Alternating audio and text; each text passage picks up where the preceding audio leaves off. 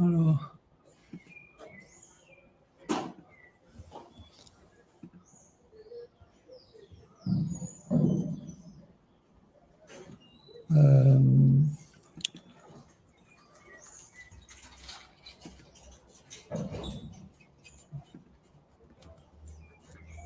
so I'm online.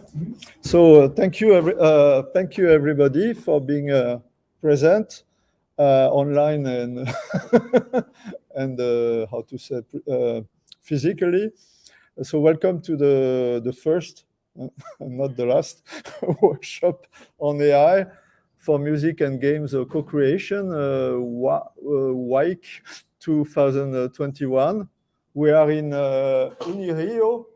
The weather is great, Rio de Janeiro, and although there could be some showers, light showers in the late afternoon, and so everybody is welcome to join. I will soon put on the web page all the StreamYard links, so you could join not only by listening and looking at us through YouTube, but also participating.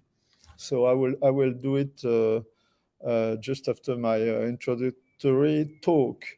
Okay, so let's start. So what the objective about the workshop was actually was a result of quick discussion between some participants, including Geber, trying to focus on not just on generating music with AI techniques, machine learning techniques, etc., but also the crucial question of how to insert that generation tools into a creative process, human, that is not to just do the machine run on its own. So it is sometimes named co-creation or human assistance, etc. So, and here we have, so this is a workshop, so it's really intended to discuss issues and problems, and not just doing a usual presentation when you present the results and you hide the problems. Usually you show only the good examples, and somehow you sell your fish. That is, and also time is very constrained. That is usually there's somebody who will show you 4 minutes, 2 minutes, etc. And then the chair usually says, okay, no more time for question and discussion. Continue the discussion in the evening or somewhere, and well, that's it. So on the other hand, here we have 3 full days. We are not so numerous as participants, so we have really ample time to discuss. Everything will be recorded, so be careful what you say. That's a problem, because if it's a workshop, we're supposed to say things which are not necessarily only positive, but also to do some critics. But it's on the it will be recorded, but feel free to to say what you want. So again, we have some participants from different background. We have some well, the core. We are all in computer science, more AI, not only AI actually, also programming, synchronous real-time programming, and also Auguste is and Maurice are in more computer games. So it's but everybody is concerned with this issue of creation and music, and we have some musicians also, which is very interesting for us. Artists who play music, of course, we all play music here actually, but also composers, people who are concerned, and so the interest is exactly to share and to have some feedback, not just from computer nerds talking about computer music. That's what we hope. So the program is as it comes. So we will I will try to introduce well, I'm introducing the workshop already, but also a few questions and a few my own reflection. Then Geber will talk. Unfortunately, we have Carlos Eduardo Mello, who's from Uni-Rio, Cadu, who just sent me an email yesterday night that his daughter has a infection, and she passed that to him, and so he's completely out of out of work. So I told him that if he's recovering soon, then he could attend and talk another day. But let's see. And in the afternoon, so Bertrand and Philippe will talk. But somehow everything is a bit dynamic. That is, the program is not completely strict. And in the afternoon at 5 o'clock, we have some semi-formal opening with Olga Anokina, who's the director of the CNRS permanent representation for Southern America within Rio de Janeiro, and she's also offering the cocktail. Will happen just afterwards. Cliff Corman, who's from the Villa Lobos Institute, who have some representative here, which is the famous School of Music, one of the most famous Villa Lobos. So of course everybody knows the name in Uni-Rio. Marcus, and who's also a professional pianist, and who is American. And Marcus Henle, who's the head of PUC-Rio Department of Computer Science, will be present. And Sidney Lucena, who's the dean of the Center for Science and Technology of Uni-Rio, which is hosting this workshop. And after the cocktail, we have some instruments already here. We'll try to have some jam session. If we don't drink too much, let's see what happens. I don't think it will be easy to retransmit online, but anyway. So, and the second day there will be some more talks, including by Giordano, who's professor at.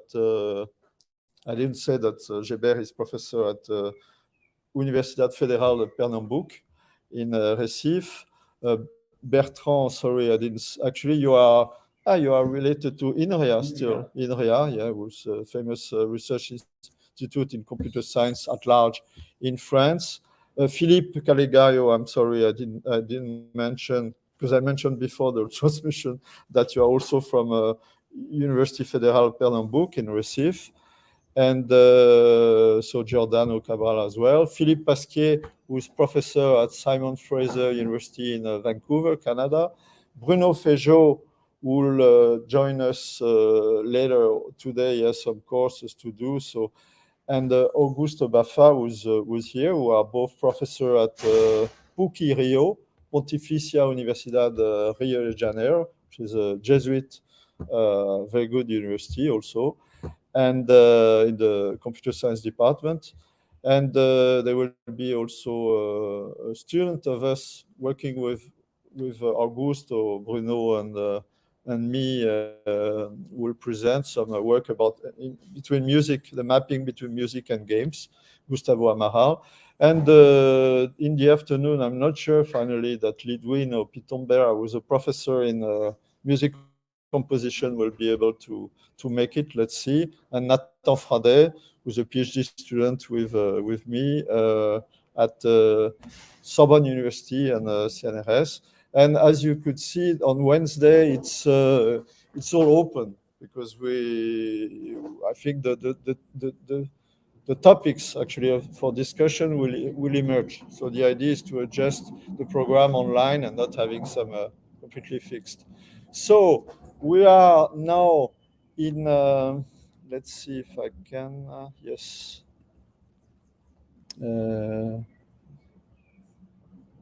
Yes, sorry. Okay, so we are now here, exactly here. And We will have lunch. We have a lunch break between 12 and 2 p.m. We'll go to the Circo Militar. Don't worry, the civilians can attend too. And there's a very nice restaurant with a view, nice view on the Sugarloaf, which is actually very, very close to here on the playa, the beach, which is named Playa Vermelha. And here it's another point famous for university students Uni-Rio. It's called Muleta, which is a little wall around the bay, the Guanabara Bay, and where people go to drink a beer. So we could maybe use these other places also. And I have to thank the various institutions who really helped to make this workshop work.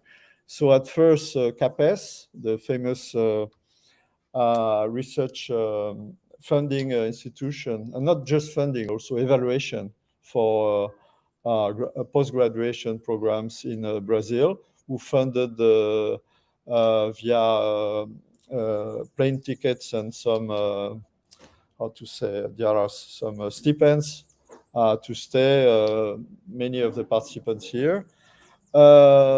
The Center of Exact Science and Technology of Uni-Rio and its auditorium, amphitheater, where we are now. CNS Rio, as I said before, the permanent representation of CNRS in Southern America. I'm actually from CNRS. I didn't introduce myself.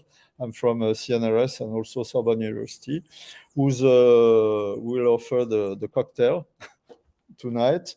And last but not the least, the computer science department of PUC-Rio, Pontificia Universidad de Rio de Janeiro, who really help us to make this live transmission today. And of course, there are people, not just institution, but people. So there are some people I really want especially to thank, because maybe you have known, if not, I can say that actually within Uni-Rio, like all the federal university in Brazil, they were confined, that is, with only online courses until next week. And what happened is, because of a sudden justice decision that I won't comment here, but suddenly the university, all the federal university, need to reorganize in order to reopen the courses. So as a result, here, as well as all the federal universities, has been a mess, a chaos, because everybody was busy trying to restart. Also, all the equipment has been kept off during 1 year and a half. So in order, like a basic resource like water, etc. So it has been a bit busy. And fortunately, Sidney Lucena, who's the dean of the center, helped very much. He will be present tonight and even in the afternoon. Of course, because of this, many of the participants also are doing courses, and now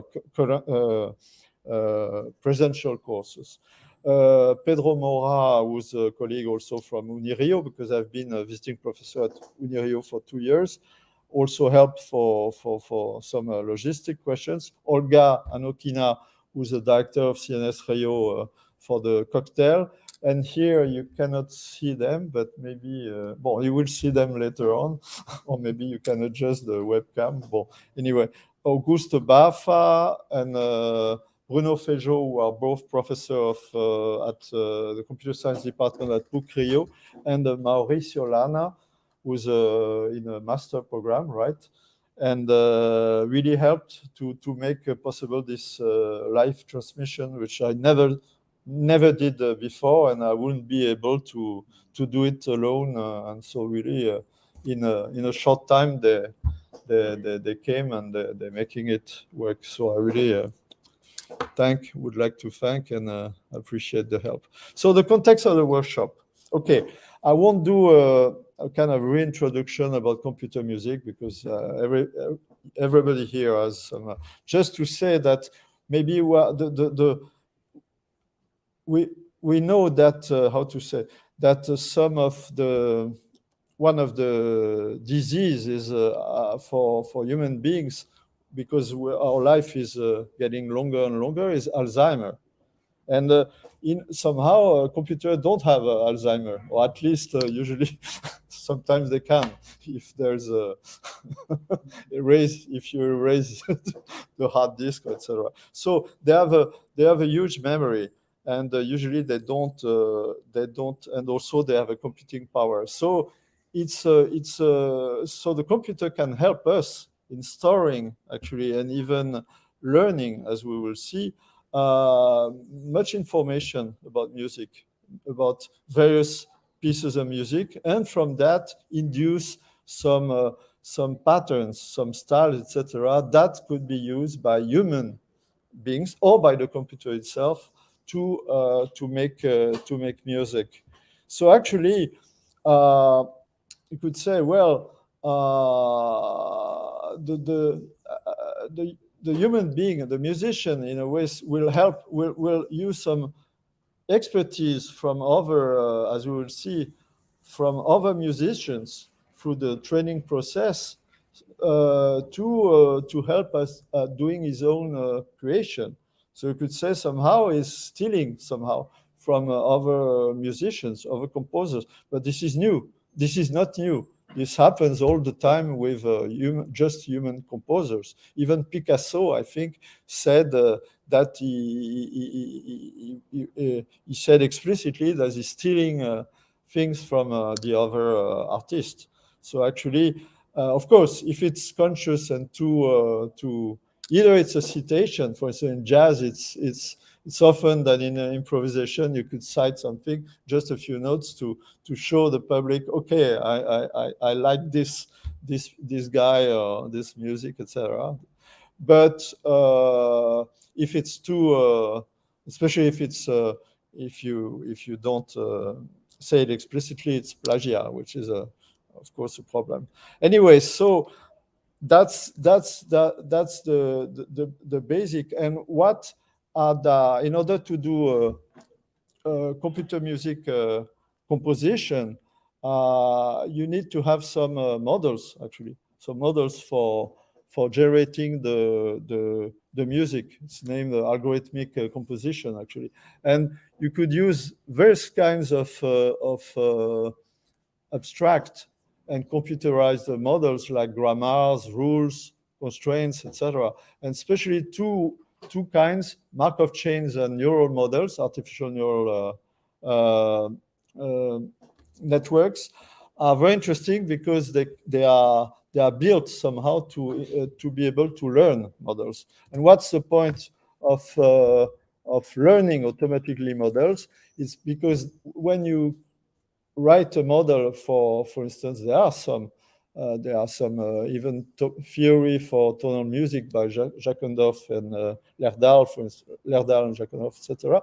But it's a very tedious process because you need to be very expert in the music theory rules, tonal music, jazz, etc., and to write your rules without too many errors, to check if when you generate, if it's really conformant to what you wanted to intend. So the good point of using machine learning is, of course, you can learn automatically. You present a lot of examples, and then the machine will do the job for you. And then you could use what has been learned as components, we'll see, as building blocks, or as patterns or some kind of models to generate. Could be combined as well. That's a good point. So just a few words about artificial neural networks, because now I will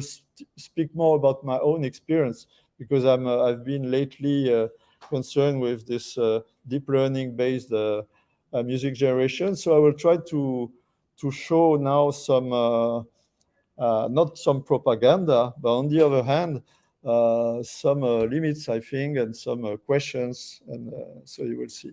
So just to show quickly that there's a lot of activity right now in deep learning and music, because deep learning is hot, and actually using also deep learning for creation is also a very hot topic, because initially it has been used and is still used more for pattern recognition, for speech, for image, etc. But it has been applied to is being applied to more and more domains, like source separation in for sound processing and recognition, weather prediction, translation, for instance, Google Translate, games, as you know, etc. And more work now about creation, not just music, but also paintings, text, etc. So I think everybody knows about neural network, but if not, it's very easy for some of you who still remember basic statistics. These are successive layers of logistic regression. But another way to present, these are successive layers of weighted sums, actually. So you have the input, in this case, which is an image. Every pixel corresponds to some artificial neuron, some entry node here. And then you do some summation in order to calculate the value for this, for instance, this neuron, artificial neuron. You will sum all the first layer values with some weights, and the weights will be changeable during the training process. So how does it work? Is that when you show, for instance, an image of a cat, if at the output the highest value corresponds to the output nodes correspond to the cat, okay, good, that works. If not, if for instance you show an image of a dog and it still says that the highest probability is to be a cat, then there's problem. So you need to readjust the weights in a way to enforce that the result will be giving a class as a dog. And this is the basic process for training a model, and I won't say the details, but actually the idea is quite simple. It's basically using the partial derivative of each connection, and to adjust from the error actually at the output, and that's it. And actually it's a process very simple, but somehow it's some kind of brute force, because you use also optimization in order to try to minimize the error of the prediction or the classification. So it's somehow very simple process, and with now lots of data, lots of computing power, and deep learning actually is making it, because it's used for lots of applications. It's working very, very well. And why deep? It's just that you have possibly a lot of layers, and therefore you can have progressively more and more abstract representations, from pixels to some patterns of a figure, for instance, a human figure, etc., to help the recognition. So basically that's it. And now I will show just two examples of recent achievements by using at first a recurrent network, which is some kind of neural network that I won't detail here. It's a work by Bob Storm in 2016, and the idea is that it will learn actually Celtic Irish style melodies, monophonic melodies. And after having learned I think about a few hundreds melodies. The system, you can put it in a generation mode where it will generate, you give the first note, and then the system will produce the next note, etc., from what is learned. And let's listen to the result. So this corresponds to the score. Actually, only the first part of the score, and it's played by a human. So it produces a score. It could be played by the computer, but in this case, it's played by a human being. Oops, I need to change my. Sorry.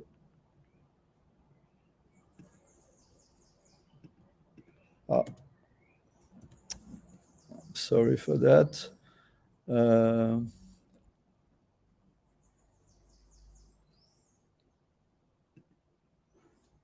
Yes.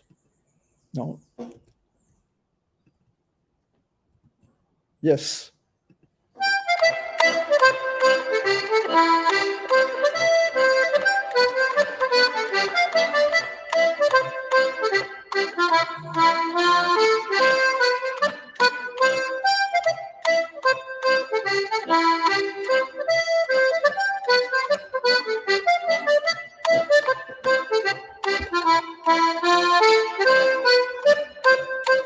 So it's somehow it works very well. It really captures the you want to dance, and of course it appears even more human because it's played.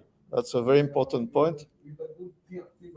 Yeah, by a real instrument, by a good instrumentist, etc. If I should have actually, but if I would play the same just with a standard like MIDI sound, which is piano but very mechanical, without this respiration, a nice timbre, etc., this would sound much more artificial and mechanical. Actually, in order to compare, we should, for instance, with a score, a human written a song, music made by some human being, we should exactly play them with the same way, either with just a simple MIDI synthesizer, or both by the same instrumentist. Actually, I'll go back to this point very soon. Second example, it's on a different style. This time, Bach chorales, master of counterpoint. It's made by Gaëtan Ageres in 2000. So just I explain, it learned all the corpus, about 350 chorales from Bach.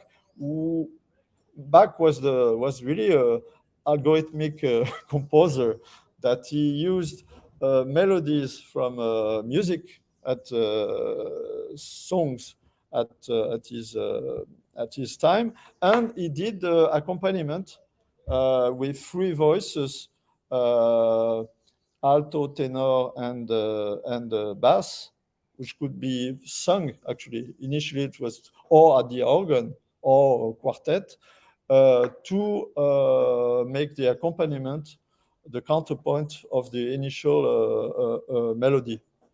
So what, in this case, the system has learned through the corpus, somehow has learned the correlation between the notes horizontally, that is the following notes, what note will follow, and of course vertically, that is the relation between the different voices, the four voices. And now what you can do is you give some input, a melody which didn't exist at the time of Bach. In this case, the God Save the Queen. And you could do it with a French hymn or Brazilian hymn, but well, here it's, and the system will generate the accompaniment in the style of Bach. And the rendering is rather good. It's some kind of organ. Bertrand, you will like it. Maybe you just heard it. So let's see.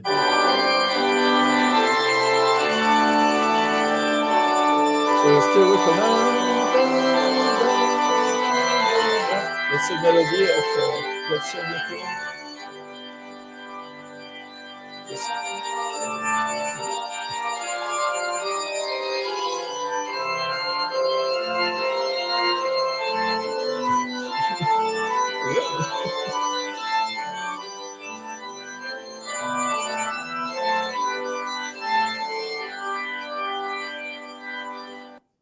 Bon, alors, the very specialist would say, oh, there's Bertrand already, for instance. Of course, there are some light errors, but most of the people, well, and I will show, won't make a difference. Well, in this case, yes, because the melody didn't exist in back then. It's not part of the corpus. A super specialist, he knows by heart all the corpus. So a new music, you could produce with a new melody in the style of, or a melody of the time of Bach, accompaniment. A specialist who knows by heart, of course, will say, no, it's outside of the corpus, so it's not. So somehow you could resuscitate Bach and make Bach make some a chorale about any kind. That's exactly the case, any kind of melody, which raises the question, what's the point? I mean, besides, in a way, having some kind of it's like Jurassic Park, you know, you resuscitate, not the DNA being somehow the corpus, you know, the music, you resuscitate back, and you can make back generate new music. But bon, okay, somehow for paleontology music, or it's very interesting, and in a way to study also for analysis of the style of Bach, to corroborate, to refutate some hypotheses also, etc. about the. But in terms of new creation, that's less interesting, of course. You could see that not only the sound is it's a nice sample sound of organ, but also the system considers the fermata, the point d'orgue in French. Fermata. That is, there is some respiration. So even if it's played mechanically by the system, it has some respiration, which is very, very important, of course. So there is just, I won't play it, but there is some equivalent version where you write your melody and the system will create the accompaniment, which was a Doodle. Doodle, you know, when you do Google, there is some design which is changing like every week or every day. And there was one about Bach with a system of that kind, deep learning based, doing this. So the same kind of system, but I will pass it. Just show some example outside of the musical domain. Now some painting. This painting has been created by a deep learning architecture. Actually, a can created not aggressive. I have. Well, anyway, I will explain that afterwards. And it has been named by the collective of human, some artists and some computer engineer, and also some guy from business school, three French people actually. It has been named Edmond de Bellamy because it looks like a kind of old portrait of some, and it has been it's completely synthetic. And the deep learning architecture has been trained with about 15,000 paintings from different styles of painting from the 14th to the 20th centuries. And of course, they selected among the results, that is the new image, and they printed on a 3D printer onto a canvas. So it looks like the rendering ID for the music. It looks more real than just a digital image, and it has been sold more than $4,000 in at Christie's, which one of the biggest auction house. So of course the price is not so much of because of the inequality, because it has been said it's the first, the first AI produced painting, etc. So the second one, I guess that's not, they would get the same price. But so again, it's and you could I can just peek a little bit on some next issues, but you could see that it's a painting which look like a portrait, but on the other hand, it makes me it reminds me a bit Francis Bacon paintings. That is, there's some kind of modern flow. The portrait is not complete. There's a something modern and something more classical as well. The way it's painted. Well, this is just an example of really popular use. It's a site where you insert your photo and the system will make some kind of toon-like comics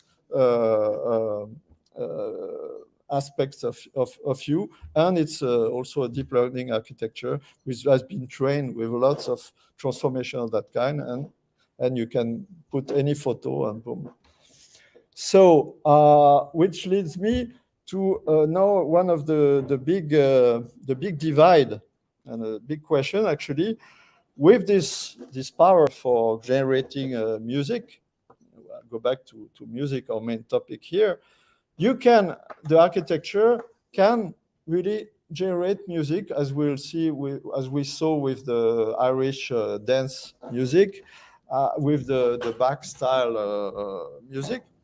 Could be completely autonomous. That is, you push basically a button and poof, the system will generate you music. It could be a music even with a recurrent, or could be a music with you want 1 minute of music, you want 3 hours of music. The system will continue, and actually we already know that then it will face some problem. That is, it will repeat, it will miss some structure, which is one of the current limitation.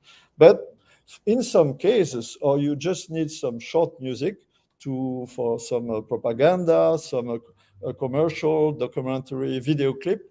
For instance, it's no surprise, and it's no random that one of the companies who have been created a few years ago to exactly market to generate music on demand somehow for this kind of public or commercials or documentaries. JukeDeck has been bought by a TikTok, and as you know, TikTok became a famous especially for more young people, a way to share some video clips, etc. So the idea is that you can generate, the system will generate the music associated, and the quality of the music, of course, is not. But for some elevator music or etc. Ambient, it's just show some example. Alors, some of these companies are using a deep learning architecture. Some other types of models, but this one, for instance, it's a kind of ambient music generated and could, for some documentary, it's great. And it goes on, so I will stop because it could. And actually, they have some also interesting business model. That is, you could buy your copyright, and then you have the copyright of the music. You pay a little more, and then you have a complete copyright. You own the music which has been produced by the system, or you pay almost nothing, and then you still need to give the royalties to the little company.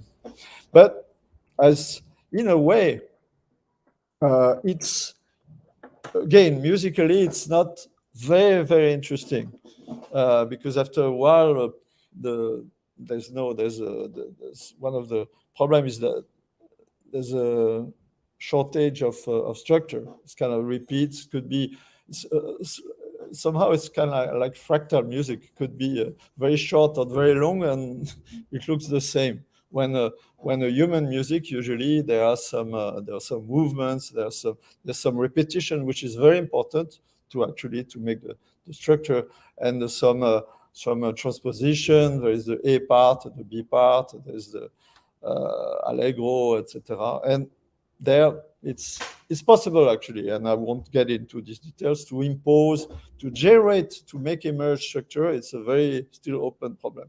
To impose, it's already partly solved. But I want to point that, and I go back also to the idea of the back and recreating the Jurassic Park of back. Actually, this is a very so how we will evaluate the music produced. It's actually we'll compare to some original human-made, human-composed music, and this is a very famous test from which has been invented by Alan Turing, who's one of the pioneer of computer science, even if computers didn't exist yet. And the Turing test, it's basically exactly you give to some public, to some person, to listen. In the Turing test, this is some this is not music, but we transport to music. Some back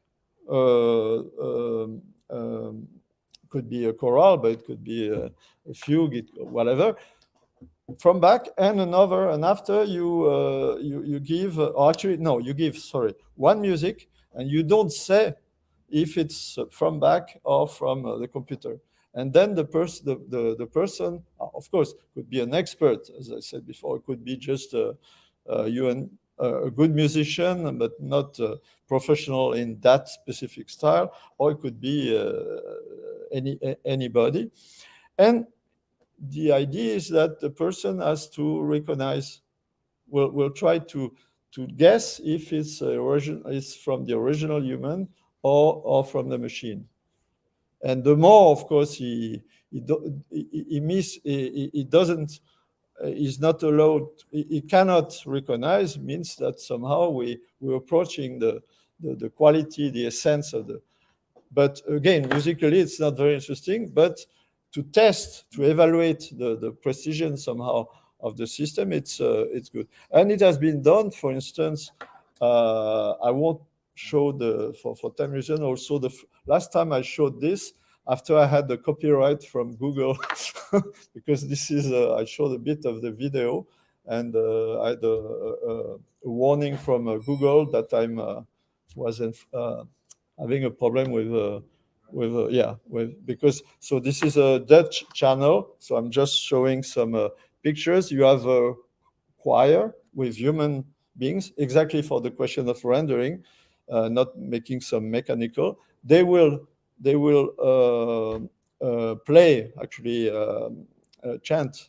They will sing some music, and I'm going back to this. Sorry. Yes, and you see the public can show. I don't know if you could see, not very well, but at least here you have two cards, a back and a computer, and people will vote, and after they discuss, and there is some expert in back who usually will but most of the public won't know. Somehow, if the public cannot really well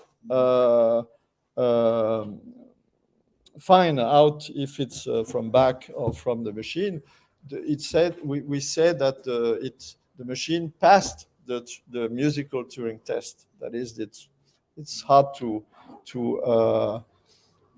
find the origin. But okay, it's good in a way to evaluate the quality of the learning and the capturing the style, etc. But again, musically speaking, if you want to create something new and not just reproduce, like in Jurassic Park, some great dinosaurs, because I won't say back is a dinosaur.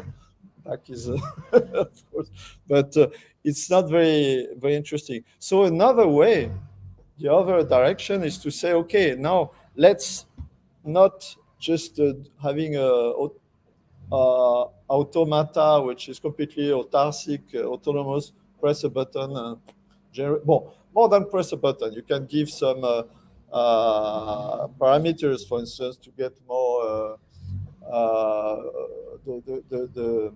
the tempo, the mood, etc. But you don't have many parameters, and it's basically, oops.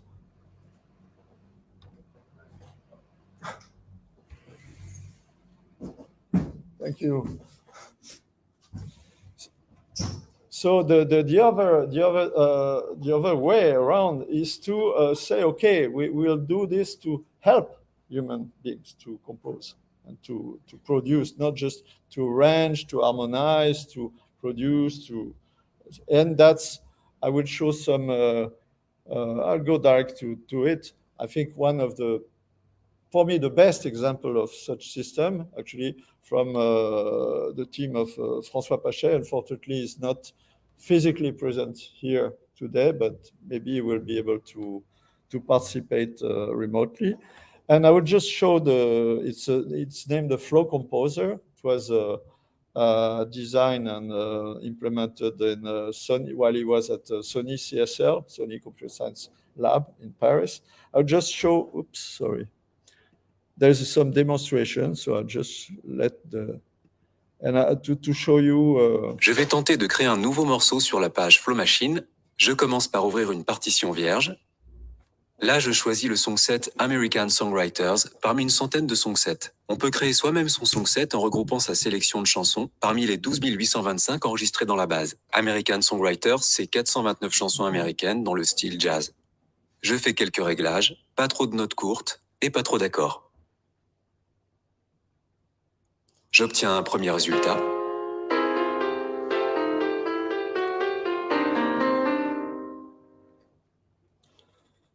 Puis un autre.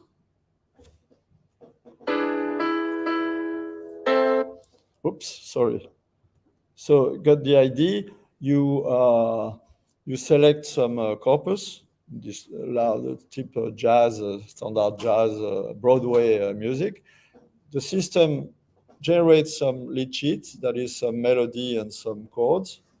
You can select, of course, when you like it, okay. But you will see it's all an incremental and interactive process. It's not just something, and then if you don't like it, you generate a new one. You can adjust. You will see the idea. Sorry for the glitch. Can Songwriters, c'est 429 chansons américaines. So I'll go back here. Songwriters, c'est 429 chansons américaines dans le style jazz. Je fais quelques réglages, pas trop de notes courtes et pas trop d'accords. J'obtiens un premier résultat.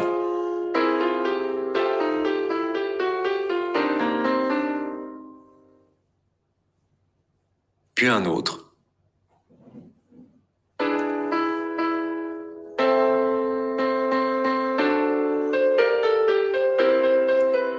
Je garde 2 mesures qui me plaisent. J'essaie un rendu avec des accompagnements qui sont dans la base. On peut créer son propre accompagnement sur une partition et l'utiliser sur une autre. Je choisis un son de flûte mélotron pour la mélodie et un accompagnement que j'ai enregistré à la guitare et au piano sur la partition de Claire par Geber O'Sullivan. J'obtiens un rendu. So it's Benoît Carré, who's a professional musician, who's doing the demonstration. So it's already. Je me rends mieux compte de ce que ça peut donner. Je modifie une note qui me semble haute. Maintenant, j'applique le composeur sur les mesures que je n'ai pas gardées. So it will complement, actually. J'obtiens un résultat avec trop de double croche. Donc je bouge le slider vers long notes.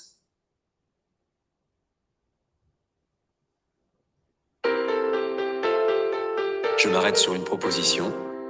Je fais quelques modifs, une noire. Un autre accord parmi ceux qu'on me propose. Des modifs sur la dernière mesure. Bon, je sais pas trop, mais je tente un autre rendu. Je choisis autre chose que la flûte mélotron pour que la mélodie soit plus claire. Je tente le Vintage Sweetie pour la mélodie. Vintage Sweetie.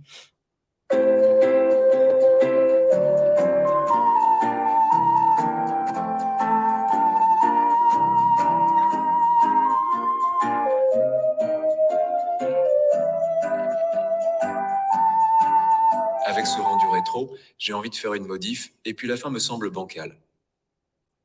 Je lance un rendu avec un piano doux pour la mélodie. Et une guitare que j'avais enregistrée sur la chanson Everybody's Talking at Me.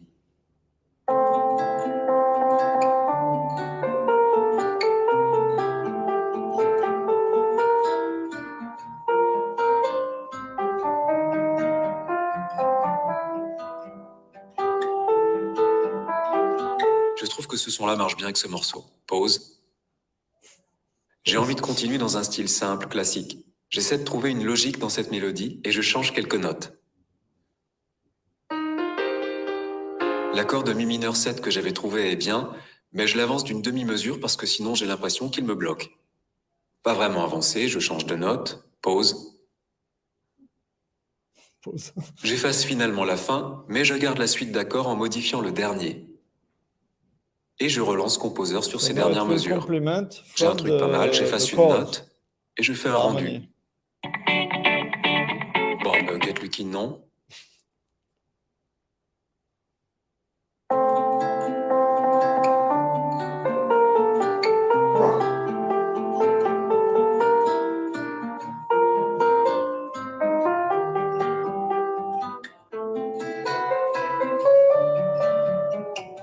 Voilà, ça pourrait être un début de chanson sweet.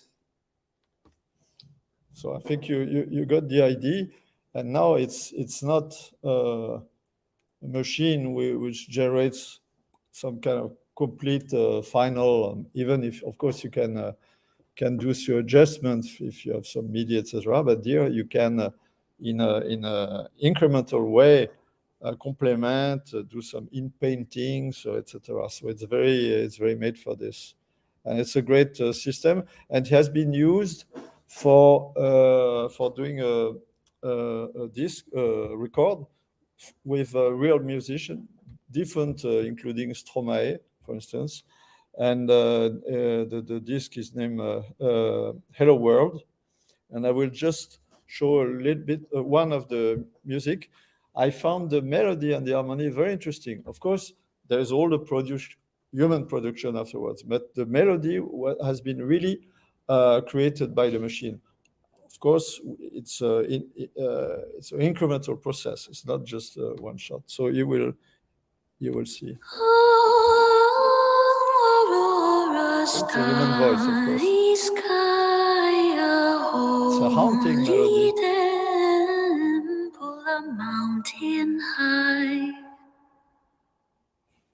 Gods of ancient times, heroes battle cry, lovely children share their dreams, angels cried, tears of moonbeams, I son, I know all there is to know. Well, etc. But you could see that it's interesting. It's not just as too often some kind of too easy and too conventional music. In this case, it creates something interesting. And actually, François Pachet himself, I mean, inspired from what he told me, that in the first case, the kind of autonomous system generation, the objective is create music, but not necessarily create very creative music. And the evaluation is please the listener, the common listener, that is the mass, okay?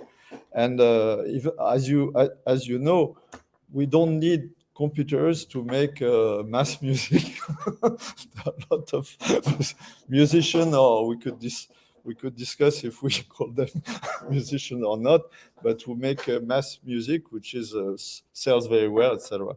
And the risk, of course, is to make very conventional music.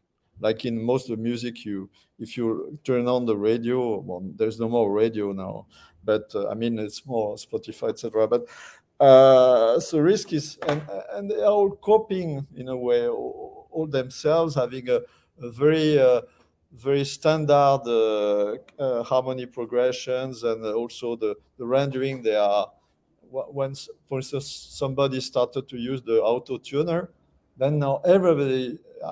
Personally, it's, for me, it's awful, this kind of vocoder style of the sound of the voice because of auto-tuner. But okay.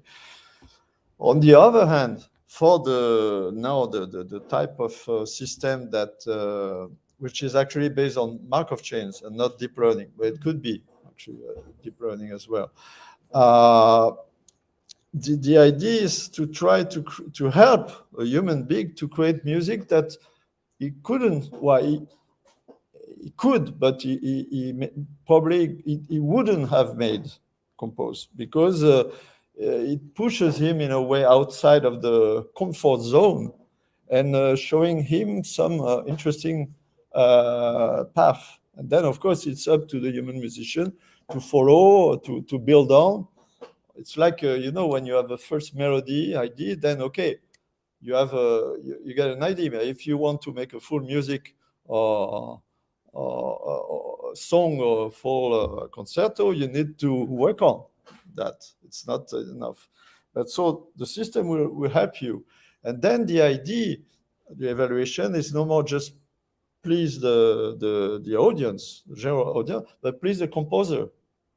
So the composer, somehow likes it and will appropriate that, will think it's good enough so he could put his name on it. And then the good risk actually is that to do something surprising. So maybe more not will sell so as the mass music, but will be interesting and more meaningful.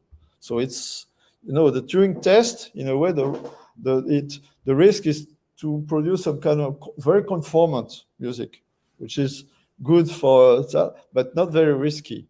On the other hand, as musician, as non-professional, there are some professional artists, want something more risky, more trying to advance. So this idea of appropriation is fundamental, actually. And that's, again, Francois who made the link with the IKEA effect. I don't know if you know about the IKEA effect.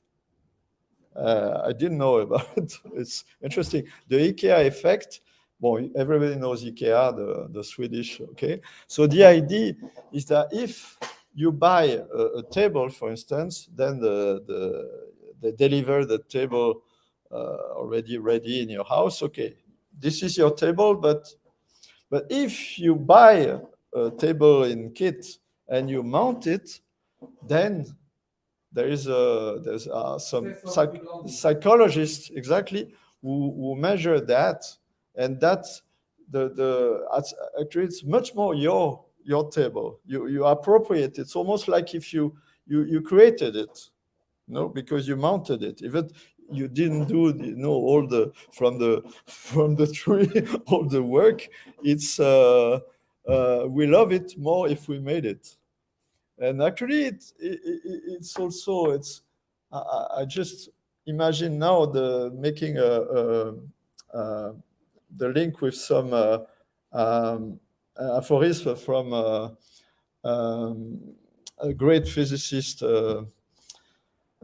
from quantum physics. Oops, I'm sorry, I didn't sleep enough, so my memory is Feynman, Richard Feynman, which I love as a computer scientist, who said, if I don't create it, I don't understand it.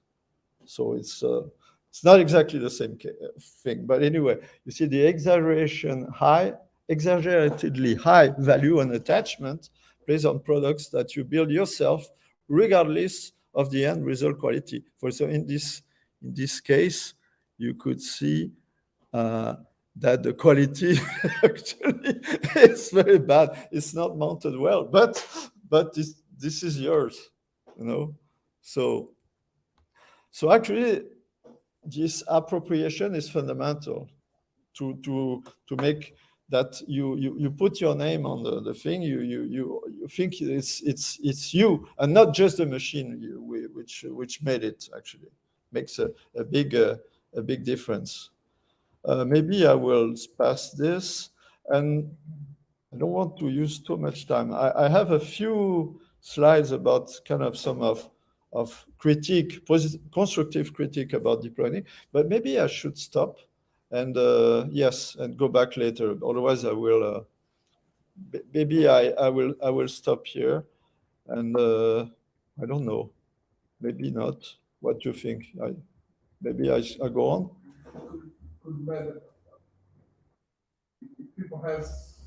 Yeah, first let's make a pause. If you already, some questions, because I will show some examples actually to try to point out some issues. But please. Well, I would like to know about who is the composer.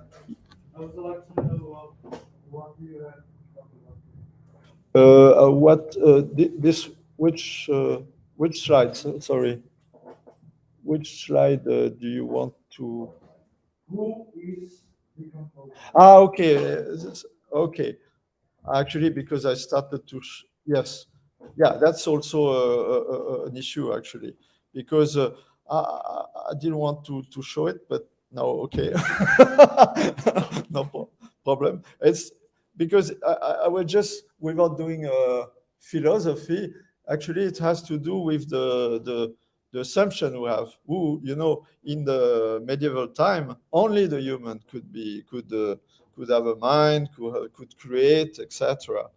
And animals, robots didn't exist, but they didn't have this possibility. And there is an experiment which happened in France in the early 90s. Some artists from Montmartre, they put a pencil, they attached a pencil on a poor donkey, and they put on ink, and they made the donkey paint. Well, the photograph, it's not very easy to see, but and this is the result. This is the painting, and they name it "Et le soleil s'endormit sur l'Adriatique." And there's the name of the donkey, and Lolo, because it was the name. So actually, this animal created the painting. Of course, you could discuss if it's interesting painting, and now there's this issue about the machine. Is the machine being able, and then this would be another debate. Some people will say, no, machine will never be able to really create, because it's, and I disagree with this, but anyway, but we could raise this issue. But for instance, this is one example of phrase which has been generated by GTP3, which is a deep learning model architecture to generate text from a huge corpus of text that he has been trained on. Music is the most advanced form of mathematics. I find it very nice. I mean, it's not just blah, blah. It's actually profound. I wouldn't say that it creates something which it's surprising me, at least me. I don't know about you. And not just some basic, not interesting. So I just wanted to point out the kind of assumption, philosophical assumption about using machine, the way it evolves in time for creation or for co-creation. But anyway, so now my little critique about deep learning, even I'm using, because I'm working on this at this time. So in a way, I like it, and I see also some of the critique doesn't apply to just the technique of deep learning. But at first, is it really adapted to this incremental, as we saw with where you refine some parts, you complement, etc. Initially, no, but there's some, as we'll see, there's some much work on this, and Nathan actually works partly on this. But in a way, for the musician, maybe it's not a problem, because I will show some example of a band who's using a deep learning architecture to just create building blocks, that is small excerpts of music, of chords, of melody and rhythm, and after it will assemble its own way, actually, and you will see. I will show the result. So it's no more classical music or Irish music. It's more electro pop. And the name of the band is interesting: Young American Challenging High Technology, YOT. So let's Alors, you will see it. Welcome to your pleasure. Just don't make up. There's a singer, human singer, woman actually. Singer. The image are also generated, the video by deep learning, photos, everything. The text also. Just don't make up.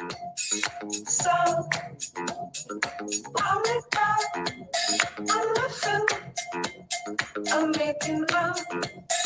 Bon, etc. I just show another one. Or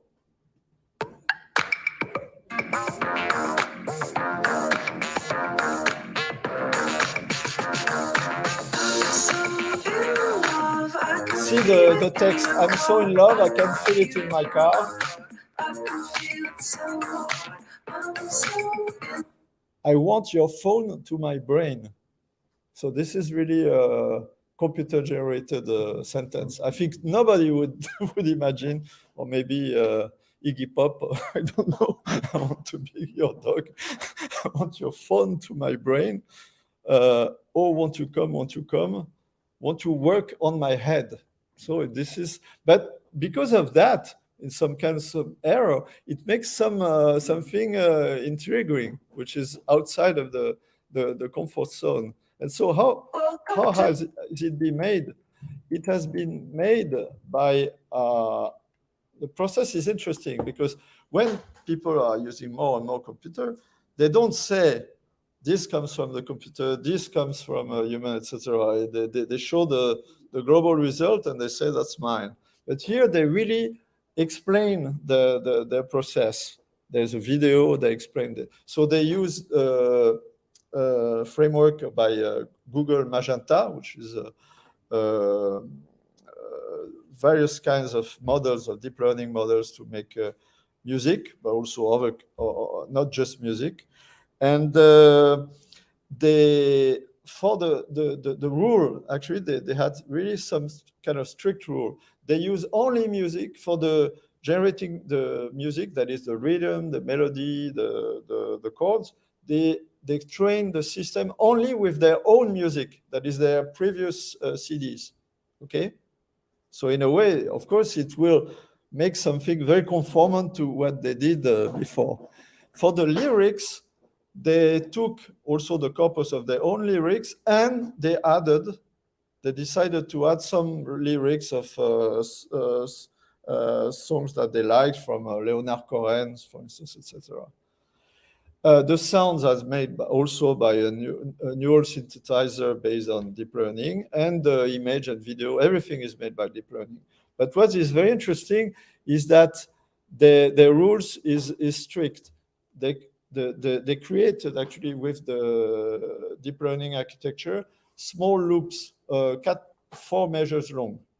And then they selected between them and they decided to rearrange actually, but they forbid the possibility to add any note, any chord, etc. That is, all the content which is there is only from generated by the machine. But they could, in a way, make collage, select, that is, not use all the building blocks that were generated, etc. And of course, do also some production, that is, assign, decide this melody will be the bass, this melody will be sung by the vocal, the woman singer.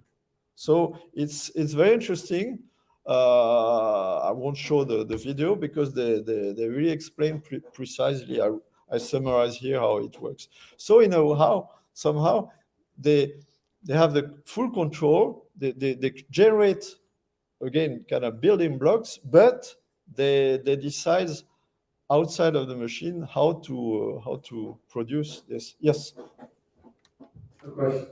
Okay, so besides the technical criteria, normally we evaluate this kind of algorithm in terms of, let's say, if the music's good. And in this sense, it's interesting to do Jurassic music because you know that it's good enough. Yeah. But when you are using a different context to generate different and new things, don't you think that the criteria will be completely different? It's not, perhaps not exactly about the quality of the music that I will generate, but how easy it is to use for the composers, how inspired can be the material for the composer, the musician.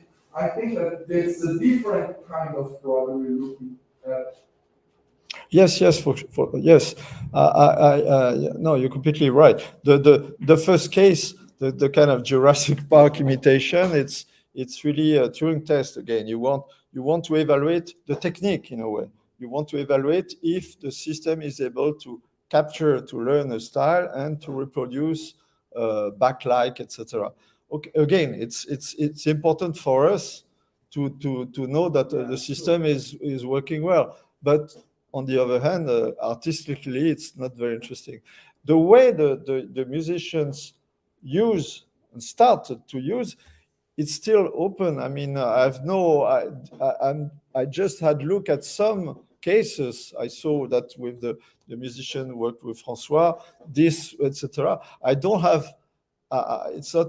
I would like to have more time to do some because I think there's something which is needed and it's not done. We need to think To more about and we how to evaluate this. and we would need to sit and to discuss with many musicians using many tools and to try to get to see what they are doing, what to try to classify, to make some kind of typology of that, to see what are the problems. Because we are usually, as computer scientists, are technicians and scientists, we are driven by the technique and not by the usage. And one of the things is that the point is that these techniques are so recent. We don't have the background. We don't have the experience. We don't know yet. We are still the musicians themselves. They are, but yeah, that's true.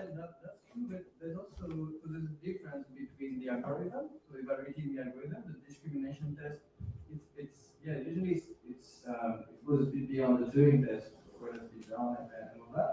And that's for the algorithm, and we care about evaluating the algorithm. And then you get the tools, which the good word there is HCI and interface.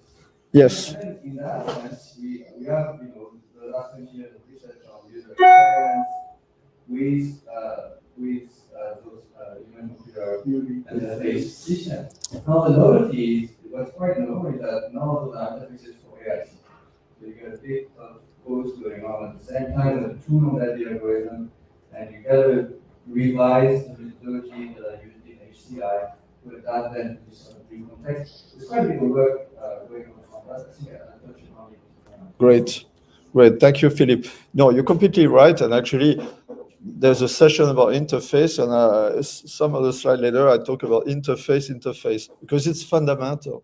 But as I do almost nothing. I know nothing about interface, so I will be very interested. And Philippe is very expert in interface, so I'm looking actually to learn about it. But as you know, interface it's a process which takes time to find and actually we are still experimenting with these new tools. So that is, we don't know yet the usage, so we don't know yet the interface. So I'm completely agree with you that some kind of the basic work and the experience about building interface, designing interface in general, this knowledge, this methodological knowledge should be applied, of course, and not restarting from scratch, and which should help us to go, to gain time, etc. But still, we are still in the exploration. That is, we don't know yet.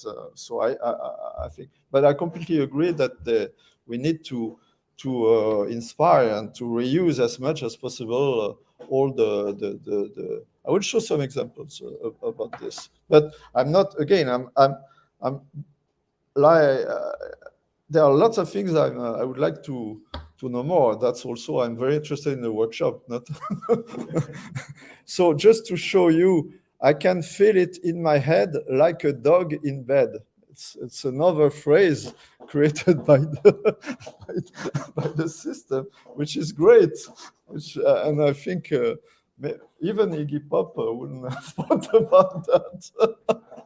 So it creates some interesting things, and of course, it's the task and the responsibility of the musicians to select so they could decide where they select some phrases which are more conventional and some more risky, and not just only the strange ones. Of course, there's always a balance between for the listener and the reader between expectation and surprise. If there's too much expectation, it's boring, and if it's only surprise, it's too much disturbing. So it's anyway.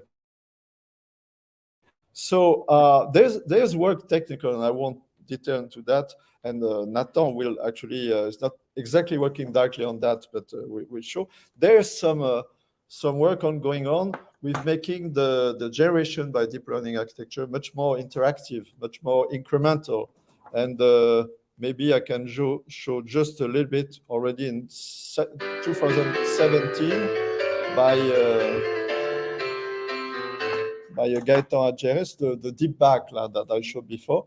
You could see that you can select some part and regenerate, that is if you don't like. So it's but only some, not the whole, you don't need to regenerate everything, because you like some part, but you don't like some part of it. You can also correct, like adjust the melody, for instance, and regenerate the accompanying part from this, only this, and the rest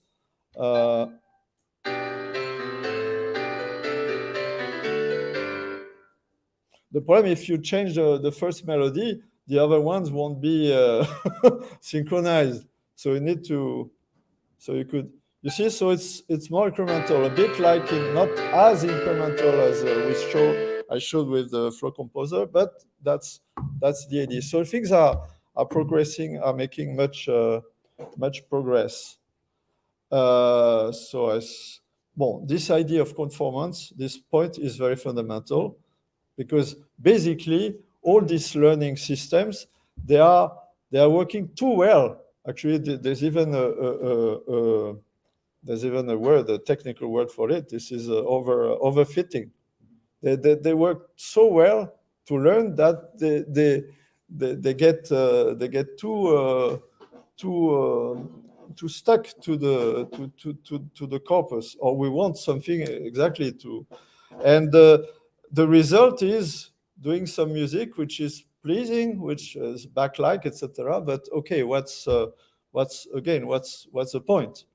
So there's really a tension between the very nature of this learning system, which are conformant is a quality, because it means it's being able to learn a style. And on the other hand, okay, if it's learning so well that when you generate it's then you miss originality. So there's some work about trying exactly to make the system get out of the comfort zone. But this is very tricky, because there's no general discipline. These are more tricks, as I will show one example.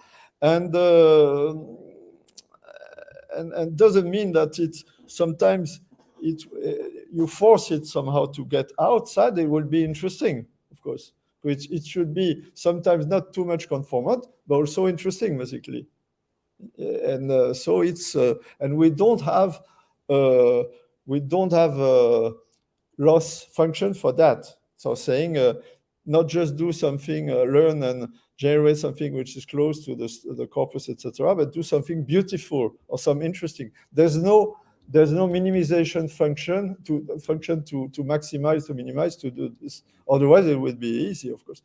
Generate something good, nice, okay, or more original. No, we don't have a measure for that. But there's some example that some of you know. You want to please? We don't have a measure.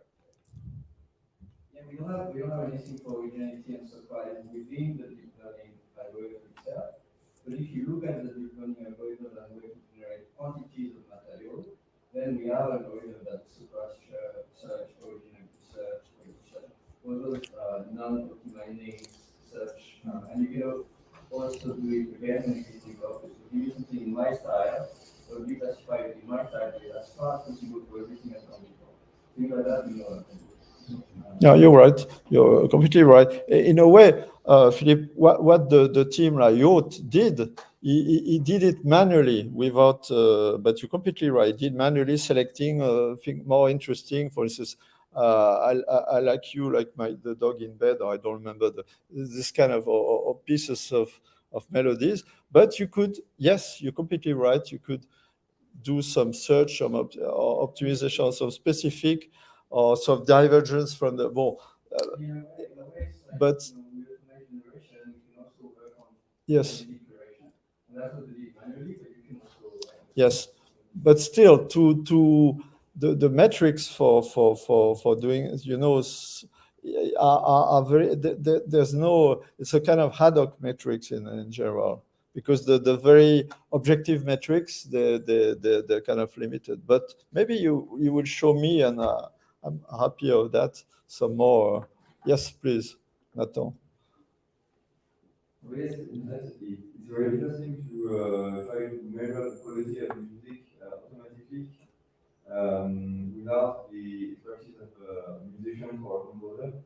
But it's very difficult to build a system with algorithms or just tools to have this kind of metrics.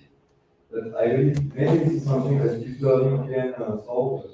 In fact, I saw a paper at Initiator this year, so it was 2 weeks ago, in fact, so it's really, really recent.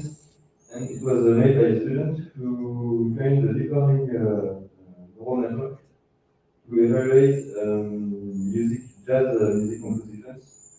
So he had a data set from a music school with notations, and the model was able to produce a metric to measure the quality of the music.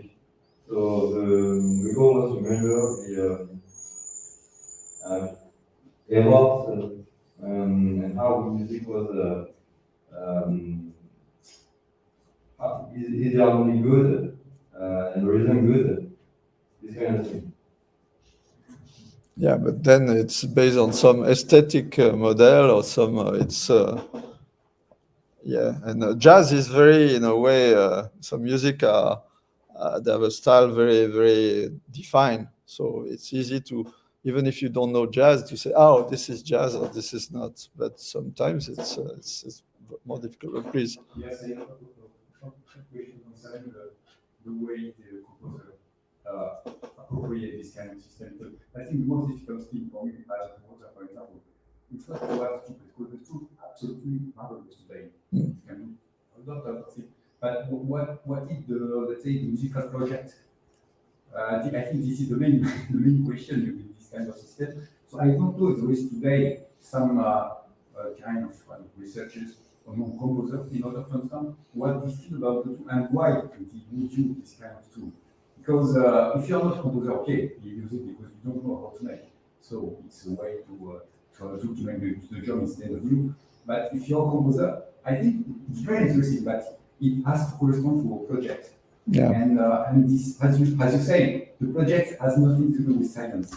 You cannot measure anything. So I don't know if there is maybe there is some survey concerning different type of composer and how they use this kind of tool, use this kind of tool for their own project. So the result is not necessarily a good music. It could be a trash music. We could want to work trash music, for example. So. Well, it's not. Then the other thing is, I'll talk about that tomorrow a little bit. Right. There are different groups of users. It turns out the composer is not showing a target necessarily either. Because one of the advantages of meeting with those systems is that the 6 million adopted users right now, maybe 5 million of them are incapable of finishing composition because they're not composers. They don't know about the mistakes, about the progression and melody and things like that. And that's the main issue. But those people, they can hear what's generated and they know what they like. And so in a way, the aesthetic program that Jean-Pierre is pointing out is the art for computers is also the magic part in a way. Then that everyone has, because everyone has space. And so one of the goals is not just to help computers, so that's one niche application which has its own issues and a list of them. Then another group is people that are not computers that could computers, right? Through those systems, and that's a very much larger pool of people as well. So yeah, we talked about it. But no, you're very right. Well, thanks for all your inputs, and I'm looking forward to see more during your presentation. But that's true, Philippe. You pointed out that different. Bertrand is a composer, so he has. But there are some people who are more like users in a way, basic user, want something, press button and generate and etc. So it's really depends. But I can just say, no offense to IRCAM, but just my personal experience when I was a PhD student at IRCAM, and I was working on a project during my PhD named Form, was the kind of the pre version of open music, but without any interaction, etc. For coordinating a musical process. So it's kind of pre skinny, but but in the early 80s. So you see, but it was funny because at IRCAM, which is a magic place, interesting. So there were the les savants fous, the crazy scientists, you know, doing some things. And there were the composers, which are hosted at IRCAM, and they were, you know, trying to see what was the tool, the most not necessarily the best, but the most shiny, you know, and they. Once the rumor said between them, "Oh, this is they all rushed," you know, because they all wanted to use the most, even if they didn't need necessarily it. And they were also. They were all very fascinated with random, actually. In many cases, just with a simple, you know, a few tricks with random. Well, because random gives you the illusion that, okay, it will generate from a few rules, it will generate you even Mozart. You use it, you know, but with a very structured base of component. So it's you're right, Philippe. It really depends on the public. That's why this Ampere, Juke Deck, etc. They have a market, because there are people who don't want to, who are not composer but expert composer. Of course, they have a very they have a very idea, and they want to see how, if they need such or such tool. They don't want a huge, you know, usine à gaz, which is too. And sometimes they want more a library of fine tools or something well integrated. Like it's. Yes. Open music is exactly. That's or more a framework integrated with interface like Flow Composer or Toolbox, exactly, but integrated within some environment, right? There is a tool you use a lot in HCI. It's work on the user journey. Perhaps you need to know more about composing. I mean, for example, what kind of situations, the composer gets stuck? Yeah. And for example, we need to ask some questions in order to find solutions, to know the problem. Yeah? And if you know this kind of problem, you can say, okay, the problem is that we have a good idea, but I don't know how to develop it. Is it the case? So I am very good in writing melody, but very bad in harmonization. We don't know. We need to know this kind of problem. Yeah, but I take the example of the song of the Beatles, "A Day in the Life." I don't know if you know the story of this song, but John Lennon started to create a song, and he got stuck. Exactly, he couldn't finish. He was stuck. And Paul McCartney, the same. He did another song and got stuck. And they got, I don't know if it's them or the famous producer, who said, "Oh, you should," and they in a way they they teamed the two songs, and with some arrangement, and it created a very very unusual song, which is one of the standard of the Beatles. So what I want to say is, for instance, one of the common, when I'm a very humble composer, I did some kind of bossa style, etc., or some jazz I tried, and one of the problem I found is that when you have having an idea of a melody is easy. Everybody has.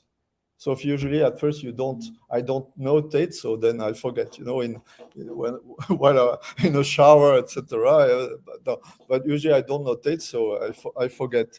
But if I notate, okay, I can do some, some transposition, which is very, very common to do. But at some point, this is the A part, but I would like to have a B part in jazz or in a song, in chanson. There is a very good story about Doodle.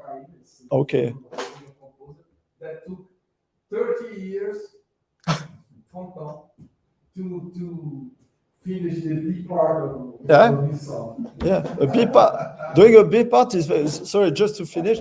It's because you want something it's different, of course, of the A part, and not just a transposition. But on the other hand, you don't want something completely outside,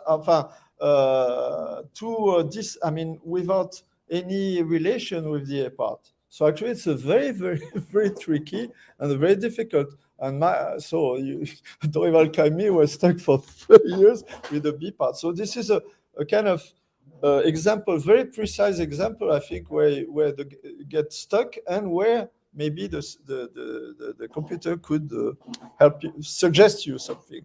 Yeah, and there's so many different types of composition tasks. So of course, composition versus interpretation. Interpretation is actually harder than composition, subsequently.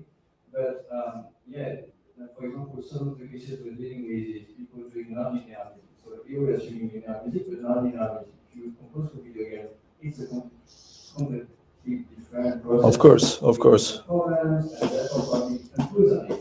Of course. And so then you get into the nitty-gritty of lots of things, cases. And we started a computer-assisted composition survey, and right now there's more than 50 commercial tools and more than 40 academic tools for music being more decided away. So there's like over 100 different tools like right now that you can download and use tomorrow. So it's like if you start looking at the variety of possibilities, it's just like a bit overwhelming and complicated. Therefore, yeah. Thank you. Well, we're looking forward to to see your study. You should come back next year. Okay. But I can share. We have a big spreadsheet of those ones. Just said I can share some of those because we have students who spend a lot of time listing everything and looking at the different tasks and whether it's free or not, whether it's open source or not, whether it's that you will be on that or not. Great. And actually, mentioning the music for games, etc. You're right. It's another.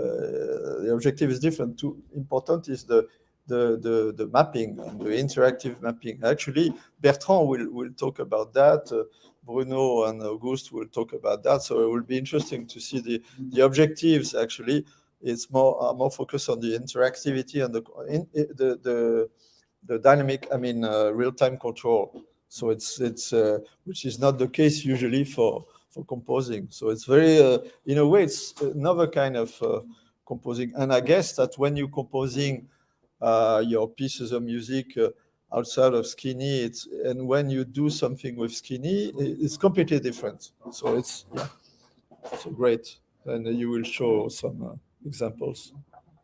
So maybe I continue. So just to say that it's funny because the first step to make something less conformant is to make it even more conformant, because the generative adversarial networks, it's even the idea is very simple, that you have a discriminator, which is a neural network, deep learning, which will have to, like a policeman, which have to decide if it's a Turing test again, actually, if it's a real note or real or euro or whatever, or if it's a fake made by the counterfactor, which is a generator. And the two are trained together. So the generator tries to fool the discriminator and gets more and more doing fakes better and better, and the discriminator get better and better at trying to discriminate. And when the discriminator it's half, that it cannot, that is the generator creates a perfect, almost perfect fake. And for instance, these are famous examples. These are fakes. These are people who are not existing in the sense that they are they have been completely generated from a huge database of 200,000 celebrity. I don't know exactly how to be in the base to be a celebrity, but anyway, and they look very real. And of course, as there are 7 billion of people in the earth, there should be some real human close to some of them. But anyway, what's interesting is that some guy was used for the painting. Remember the Edmond de Bellamy? He said, okay, now let's add another information, that is we define a priori some styles. In this case, it's for painting, but we could do the same for music. I don't know if it had been tried, but okay, expressionism, impressionism, baroque, pop art, etc., etc. So now, of course, this is a human curator who knows, about art, and we already know. So we could group and tag actually the paintings. And now there is an added to this generative adversarial networks, which will try to classify, because this is one of the basic tasks for neural networks, to classify things. Is it a photo of Geber? Is it a photo from Bertrand? Is it a woman? Is it a man, etc.? Okay, so now it will try to classify, that is to say, in the new painting which has been generated, is it a pointilliste? Is it a pop art? Is it expressionism? Is it etc.? And the objective, the loss function, the objective is exactly not to be able to classify. That is to have equiprobability. That is somehow the system not being able to say really, no, it's a pop art, etc. And the idea and the trick is saying, if it cannot classify it within the existing styles, maybe it created a new style, which could be some kind of course, it's a strong assumption, but these are some examples of paintings which have been generated this way. And some of them they are indeed hard to say if it's in an existing class. And all the corpus are from kind of recognized paintings from classes. So it's a trick. It's a trick, but it's one example of trick to try exactly to put the system outside of its comfort zone. It's a trick which gives money in for the first painting generated that way. The second one, I guess no. And actually, this problem of too conformant, when the user, the musician, has really a control, it's not so much of a problem, because this is the way it uses, it curates, it selects, and it manipulates, that will do this added value, this creativity, actually. Maybe I will skip this, because this is for you, Geber. Because Geber did his PhD in 55 years ago. Wow.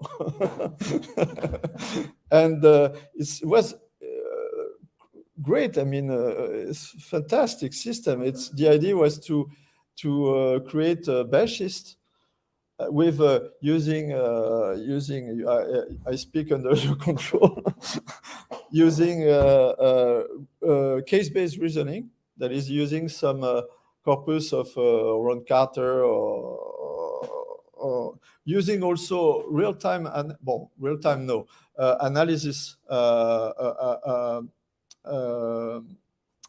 tonality analysis of from the score, from the lead sheet, from the sequence of chords, and there was the real-time aspect, in the sense that the idea was really to mimic the cognition of a real musician, a real bassist. And what happens? Not only bassist, I'm also a bassist, so of course I was very fascinated by Geber's work. But what happens, not just for a bassist, when you discover in jazz setting, you discover the lead sheet, you don't know the song, you don't know, it's not part, or it's part of a real book, but you have never used first time.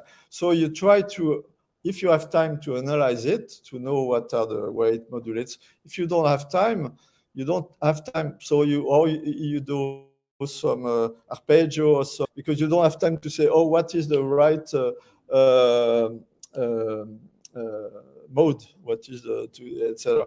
And sometimes then you do some plan, so some pre-compiled that of course the idea is not, yes, that is not to use too much, and also it's a way to recognize a musician, of course. So Pat Metheny, etc., have their own that they use, and which makes them very recognizable. So it's a great system. And I won't get into the details, but just to show, for instance, on some, sorry, whoops. So Geber sent me the, yes. So for Autumn Leaves, alors, there's no nice rendering, etc., but it's not, it's made 25 years ago.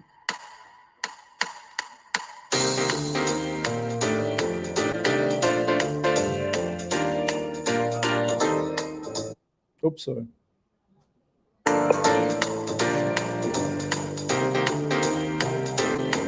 Interesting.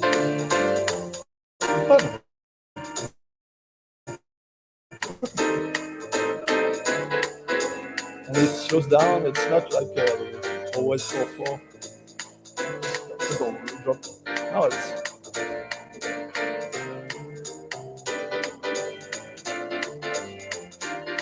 The chromatism, so it really captures through the. So it's like it's a learning, actually. It's based reasoning, so it's more symbolic. But while Markov and neural nets are statistics, are data, etc. Just to show some giant steps, which is not very easy, but the tempo is more reasonable.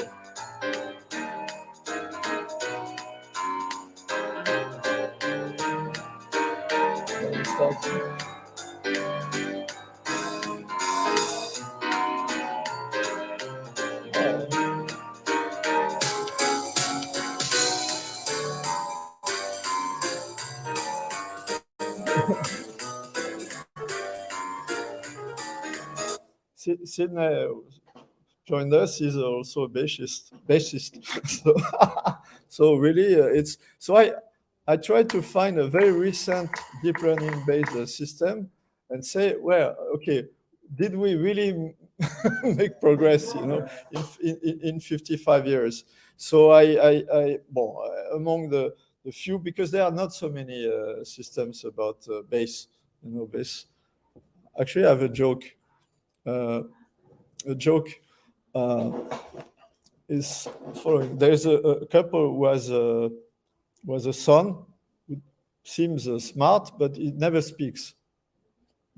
So they go to orthophonists, they go to psychologists. No, the son never speaks, so they really don't know what to do. And some friend of them said, "Oh, there's a very, a specialist about that. He has a very weird therapy, but it works. Whatever works, you know." So okay, so they go there, and then the guy takes a bass and starts to do a solo bass, and then the son, "Oh, le monsieur, il joue de la basse. Oh, the sir, the mister is playing bass."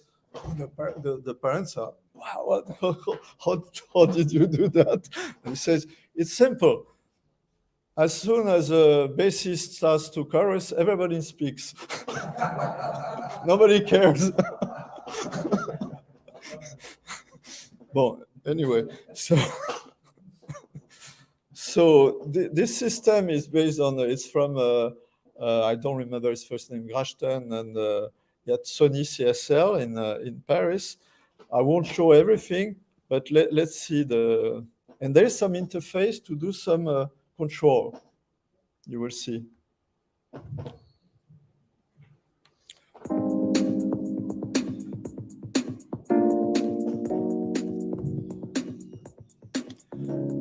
I don't know if you could read, but actually it's based on the latent space. It's based on the autoencoder, for those who know. So you have 2 dimensions, and you can adjust to change a bit the control, actually. Because it starts with a very simple and steady, and now it starts to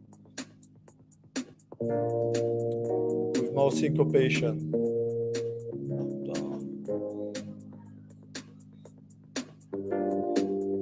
Can make it more funky also.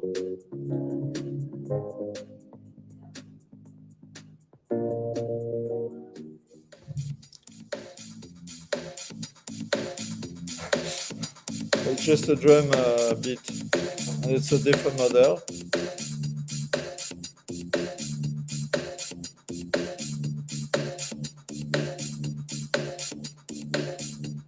So it has learned from different bass styles related to chords and to rhythm, but with some degree of control. More reggae-like.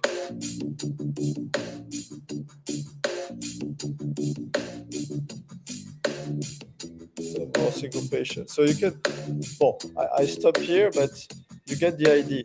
So in terms, unfortunately, they don't show examples. I try all the examples. There's no jazz standard, so it's more like pop. So you cannot exactly compare. But somehow it's your system using more like a neural net training, but not. But there is this idea of human control, which is still limited because it's a tricky issue. But usually the 2 dimensions of the latent space you don't control. Thus, the neural network will actually determinate as the 2 main variations axes, depending on the training examples. So you can force somehow also, but there are some tricky issues. But bon, just to show some impact, new impact system. But in terms of output, I don't see I think your system was, of course, the context is not exactly the same. I should have tried to find, I didn't, there should exist for especially doing walking lines, but anyway. Just to, so interfaces, it's fundamental, and actually Philippe will talk about that. And you and Bertrand, I'm doing some propaganda, will talk about that, and not just also collaborative interface that is not just with one musician but a public, and this is very interesting system of yours. And that's it, and I was long, but it's always the case. No. Thank you. So I tried to raise some questions and, from my own experience, and I'm done. So do you have any more? You already had many questions, and but do you have more comments, or do or Geber can prepare to get on stage? Yes, please. Yeah, maybe a quick question for you and Geber, actually, because I didn't know the impartition with was it like a music collection? Was it in real time? Or Sorry, Philip, can maybe speak a little louder for the Okay. Yes, thank you. Yeah, I was wondering if it was like music collection, like real time, or Yeah, but not really real time because Geber, take the microphone, sorry. I can't answer. The whole idea, the idea was that it should be able to react what is going on. But I had just one PhD to do with my time, and then I decided, in fact, to work in let's say, um, an interpretation like in the script of what is going on. So I made the script, okay, musicians are doing this kind of thing, musicians are doing this kind of thing. And the system didn't know beforehand this, but as the music progressed, it listened to that information and then reacted. So it reacted in real time, but the interpretation part I didn't work on because I had no time to do all this stuff. I transcribed more, almost 300 excerpts of wrong carton, maybe wrong carton, hard work, and then the system was very interesting because in fact I have about 50 rules that help to, let's say, to simplify, to formulate a query in my database. For example, because I played the next chord will be that, or because I just done this kind of thing, or because the other musician really got this kind of thing, I need to play more notes or more syncopated or more any kind of musical let's say characteristics. And then I had a lot of rules to try to combine and to solve conflicts between these desires, and then finally formulate a query and go to the wrong target, pick the good phrase, make some small adaptation, and that's it. If you were, I mean, musically speaking, in terms of jazz for 55 years ago, it was very impressive. No, it's At that moment, yeah. But the musical material was there. I mean, Cat is a genius. What can I say? yeah, yes, of course, but that's also the idea of all this new neural network, etc., to learn from the expertise exactly. But something that it's a kind of soft real time because it's not, and it's like a form in the 80s. There was no the computing power to do open music, etc.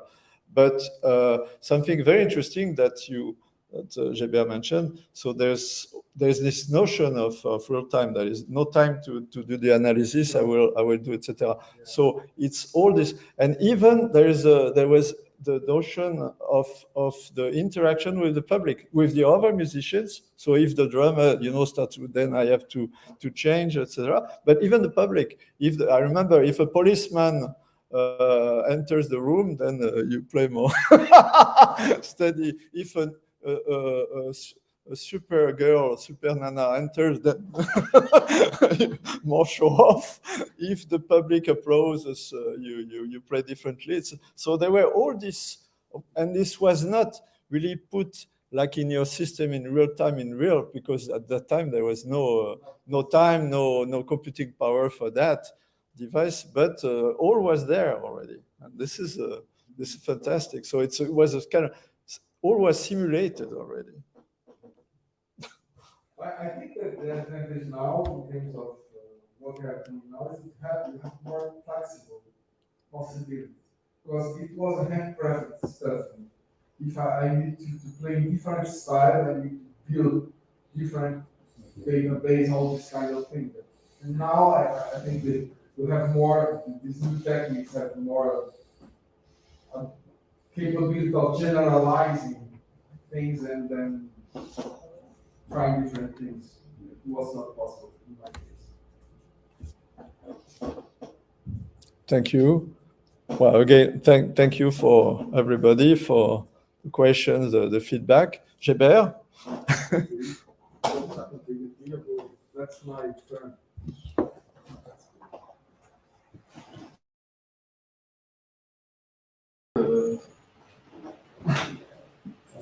Geber, we do a demonstration. Ah oui, attends, Est-ce que tu as besoin d'un ampli?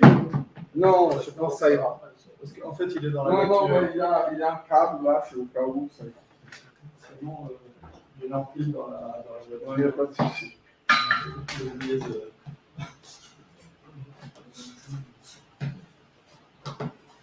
Ça m'a fait des souvenirs, hein, quand même. Ah, moi aussi, hein. C'est le moment où on s'est connus aussi. On a commencé une belle coopération qui a été très loin. Non, non. J'ai fui de l'école, moi. Non, mais j'explique pourquoi en français ici. C'est que, justement, Attention, tu t'es enregistré. moi, j'ai voulu essayer de savoir si mon système marchait ou pas. J'ai dit, si je fais ce genre de musique, regardez, c'est l'algorithme qui ne marche pas, la musique est mauvaise, quoi. En gros, c'est ça.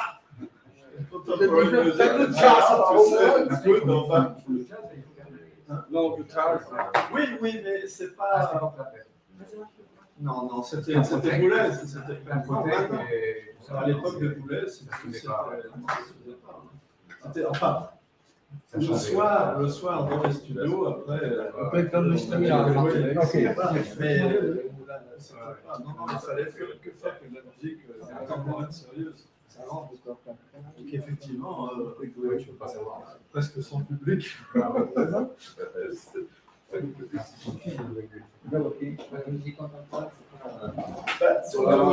Comme le Turing test, c'est pas trop facile à faire. Alors, le compositeur trouve que c'est bien, donc il a passé le Turing test. Est-ce que le random, Oui, ça peut arriver. Tem os K2 aí. Ça peut arriver de se. J'ai pas fait. Posso usar? Vai chegar? Ih, tá ligado aqui, né?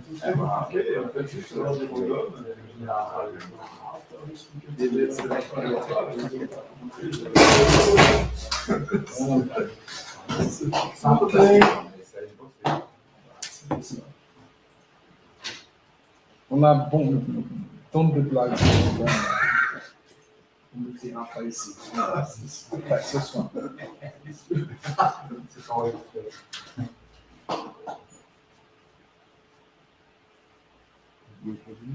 Est-ce que tu as ton. Oui, tu as.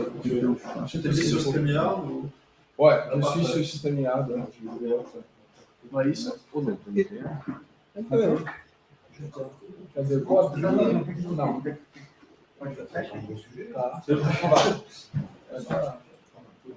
Ah, tá. Ah, tá. Compartilhar.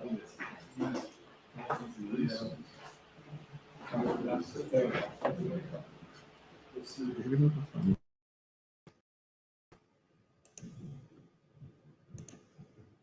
Tela inteira. Pum. Pum. Beleza.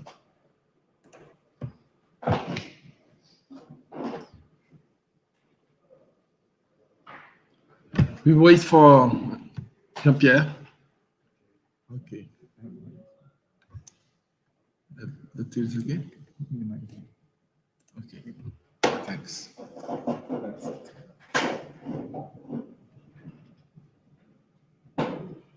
Jean-Pierre told me bring the guitar, so why not?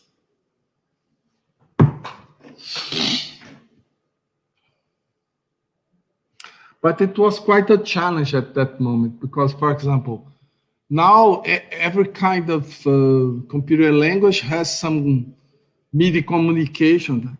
At that moment, I had nothing, almost nothing. So I worked a lot with François Paché, and we had no API to talk about chords, tonality, all this kind of thing. So I helped François to develop muses that was this could say, for example, think that's what's the second chord of the given tonality, the notions of intervals. I had nothing. It was hard to build all this at that moment. There was MIDI. That was MIDI, yeah. Might be interesting to get. Did you get it to play with other agents like the Voyager or Yeah, yeah. Invited the system. Yeah, yeah. It's a good system. Yeah, sure. Yeah. Do you have a working version? No more. It was written in Smalltalk. I have all the code. I have the code, but Ça existe toujours, sauf que bon, c'est plus exactement la même version. ouais, il faudrait plein d'adaptations. Il faut que je réécrive. Bon, Philippe Calégal m'a dit ça. Il faudrait que tu refasses ton système. L'idée était pas mal. Hein. Parce que c'était bien conçu, le système de, disons, de désir, ce qu'on veut. Ça partait de partout. Parce qu'on pouvait avoir, moi j'avais beaucoup de règles pour dire des réactions. Le problème, c'est après de résoudre les conflits et d'arriver à un truc, on va dire, c'est ça que je veux. Ensuite, j'allais dans la base et je cherchais une phrase de Roncart et je faisais des transpositions et quelques adaptations au début et à la fin. Et... Ouais, des règles et des méta-règles, voilà. Non, alors non, parce que là c'est complètement symbolique. Oui, en fait, au départ c'est symbolique, effectivement. C'était comment ça s'appelait Omax, oui c'est ça, Omax. Et après il y a une version audio. Ouais. Mais si tu veux, Omax, en gros c'est comme continuateur, c'est basé sur des chaînes de Markov. Ouais. Non, mais si ça, c'était pas du tout. C'est Oracle. Mais en fait, disons, les deux idées principales, c'était si on avait un bon matériel de base, ce qu'on appelait à l'époque la mémoire musicale, donc j'avais beaucoup de Roncart, donc ok, ça c'était un truc bien. Et en fait, la deuxième chose, c'est que j'ai conçu, après avoir discuté avec plein de musiciens à l'époque de Cora, c'est que les musiciens jouaient des trucs, j'ai demandé, mais pourquoi tu as joué cette note-là? On ne sait rien du tout. Mais je voudrais un truc en plus tendu, etc. Bon, très bien. Donc, ils avaient des explications. Les explications étaient à un niveau un peu plus abstrait que les notes elles-mêmes. Et donc, c'est là où j'ai dit, tiens, merde, en fait, il faut que j'ai...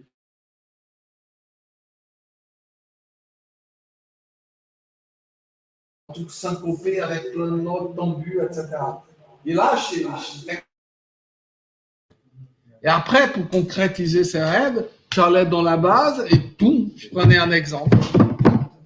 Bah, c'est très simple hein, comme idée. Hein. Il m'a fallu du temps, mais après. Tu as fait un vrai travail d'élicitation de la connaissance. Ah ouais, cinquantaine de règles. D'abord, au départ, c'est plutôt comme continuateur, c'est-à-dire que tu joues, il complète, etc. Ouais. Tu peux rajouter une mémoire musicale, mais là, qui est, elle est telle quelle, comme pour les chaînes de Markov. C'est-à-dire qu'il n'y a pas de connaissances. Si il n'y a que des données. Il n'y a que des suites de... Moi, il y avait beaucoup de connaissances. Beaucoup de connaissances. Mes connaissances étaient tous des choix abstraits. C'est-à-dire, quelle est la propriété musicale que je cherche et pas la note que je cherche, parce que là, impossible de rendre ça explicite. Personne ne va raconter rien du tout. Alors, d'une certaine manière, Geber, c'est parce que comme tout le monde sait, sinon, I will speak in English. In English, okay. I'm ready to start. The symbolic, the gold file, the gold old-fashioned AI, since the boom of deep learning, is, of course, he has not disappeared totally because there's so, and we'll come back somehow. Sure. But all this Markov deep learning, as your approach was completely symbolic, cognitive, etc. Absolutely. Yeah. And now, but your system does things that the current the system I showed are incapable of doing. Yeah, sure. You know what you're doing. Yeah. The case. Yeah, sure. Okay, we start. Okay, thank you, Jean-Pierre, for inviting me here. And I'm very pleased to meet you and all the other colleagues of the domain. I will talk about some challenge in co-creation, but in fact, some challenge of creation, we find them again in co-creation. And okay, so the main idea here is, as Albert Einstein said, we need to spend time talking about the problems. Okay, and I have this impression, it's stronger now because I spent the last days reading some dozens of papers in the domain that we are really focused on creating algorithms, but we don't know what kind of problem we are trying to solve. That's your point, Bertrand. And then let's go. And it's a two-part talk, and we can stop and ask questions. The first one. The first question I will try to discuss is, why should we explore more co-creation than fully automated creation music? And I will give some musical reasons for that. And the second part is, if you move towards co-creation, who does what, when, and where? That's the problem of all the interface and protocols, etc. And the premise here is that if you want to do automated generation of X being music, text, game design, or whatever, it's important to discuss about X. That's quite obvious, but I mean, it's important. It was impossible, we were talking about my thesis, it was impossible to me to do this kind of thing I did if I was not a musician, not just a computer scientist. Completely impossible. And let's talk. So why should we explore more co-creation? Then I will give you three philosophical reasons that it's by coincidence came from François Paché. One of the papers that said something that it's very interesting, but I didn't see that he was one of the authors at the very end. But okay, the first one is, what's the point of create a technology that does not impact the process of music creation, human music creation? That's a philosophical question, okay? And what you told about the sense of belonging, the IKEA effect, it's a sense of belonging. Co-creation can give this appropriation. Okay. Of course, not just to make the. No, you can use a sense of belonging. I'm just making the. Yeah, sure. And there is this paper there with Sturb, and François is one of the authors, that discuss about this kind of thing, that machine learning research that matters for music creation. The second point is that good music is a social object. It's hard to try to find the algorithm that create good music, because the perception of what's good music depends not only on the intrinsic properties of the music, but it's much more complicated. There is a paper of François Paché and Pierre on this subject. And the third one is the hate-song paradox that François mentioned in an interview here for a Brazilian newspaper, and that if you're able to create a system that you push a button and it creates a hit, so it's a paradox, because it will not more be a hit, but everybody can push a button. And that, okay, so we have some philosophical points, but I'd like to explore it's just musical reasons. And I'm sure that most of you or all of you know this problem, right? I'd like to say that it's a much harder problem than we imagined. So creating music is hard, even for good musicians. Okay, and AI is still bad composer and improviser from my point of view. And as I'm talking about music, the first part of my talk is the musician speaking. It's not the computer science. So I'm not very bounded to scientific rigor in this talk. And you all know about this random walk texture you can create, but you have no structure, you have no discourse. You know all this. This problem of local choice. How can you build something that's in the long term makes sense, but in the just doing local decisions? That's a problem. You talk about this in your intervention, Jean-Pierre. But everybody knows this, but the problem is much more complicated than we imagined. And I will try to exemplify this by talking with 4 activities in the composer. We're talking about the composer activities and the motif development, section structuring, harmony progression creation, and dramatic curve development. And it's the first one that's okay, but for example, the last one, we don't even have the good words to talk about. I've been talking with Francois. Francois, how can I talk about that? What kind of keyword could I use to find the papers on this subject? I can't find the good word. So, okay, let's go. So, yeah, as we are in Rio de Janeiro, I choose Garota de Ipanema, the girl from Ipanema, the second song most recorded in human history. If you don't know that, okay. The first one is Yesterday from Beatles, yeah. And the second one is Garota de Ipanema, Girl from Ipanema. So let's talk about Girl from Ipanema here, not very far from Ipanema beach. And then the first interesting thing is that Girl from Ipanema is created by 3 motifs, only 3. That's the first one. That's in red. Pam pa ba dam pa ba dam pa ba da ba da ba da ba. Second pa da ba da ba da ba da ti. It's just a variation of the third one. Pa ta pa pa pa. These triplets. But this is the first motif. Pa pa da ba da pam pa da ba da pa. And then you go to the bridge. Pa pa pa da ba da da da. It's the first one. Pa pa da da da da da. Second repetition. Pa pa da da da da da. And the third motif. Pa ba pi. That's in violet here. Pa ba pi with this octave jump. Pa ba da ba da pa da ti. Pa ba da ba da pa da.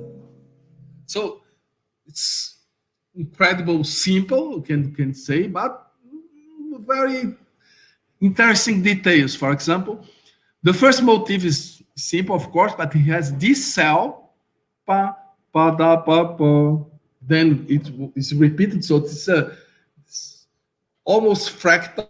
You can say that you have the motif that's composed of a cell that's repeated, and that you have interesting thing, for example, those who studied composition, the first motif here is repeated exactly, but in a different chord, which is a well-known technique of composing. And it works well. And that the third one has just a difference here. And it's interesting to note here that the second motif is very different from the first one in terms of rhythmic and then the melodic construction, etc. Okay, and we have beautiful things in the 31 with this jump and etc. So we have some questions. How Jobim came up with this motif? Why did he develop them in such a way? How did he decide how many times to repeat and vary them? It's interesting to know that he has this golden rule in composition that you cannot repeat more than 3 times. It's what he does here, but there is some questions. Then you go to the second Oh, yeah, an interesting remark here is that even if we are talking about motif that's more, I think that's constrained or restricted in time, this idea of repetition of motif gives the song a certain structure. We are not talking about section and everything else, a certain cohesion, or you know that coherence, I don't know how to talk about, but you feel that. Then you go to section structures, okay? Just a quick question because I'm ignorant. Was he composing the music, like on score base, or was he more composing the lyrics and? No, in this case, he composed at least a part of the song was written the melody, and then Vinicius de Moraes is a famous Brazilian poet that he added the lyrics after. But the second part, I'm not sure. The first part, the melody was there, but the second, the bridge, I don't know. And then, sorry, just there is a Bach, bar, famous yes. bar was named Garota de Ipanema, which exists in Ipanema. Maybe we go there. Where they were when the girl passed by. More than one girl. Because this song is about a beautiful girl that passed to the beach and the place you can visit here in Rio. Elo Pinheiro is the name of the girl. Yes, exactly. And they were looking to her and olha que coisa mais linda, singing to her, and there is Yeah. Garota de Ipanema at Vinicius de Moraes script. Yes. Yeah. And there's the I'm not sure if it's the original score, but which is in the bar, and it became so popular. There is now Garota da Urca, Garota de Flamengo. It became like a French. Do you think that the sound we can capture the sound? Okay, the people talking. All right. So okay, but use the mic. So you can go to section structure. That's well known, and this song is we would say a classic AABA. Okay, but not so classic because in fact the AABA normally has 32 bars, and here we have a 4-bar AABA because the bridge, the B part, is longer than the normal version, let's say, of a B. And I have the hypothesis is that it's longer because of the harmonic progression he decided to use, which led him to very far from the original tonality, and he took time to build the way back, and it was longer than just okay, 8 bars. It's a double of the duration of a normal B part.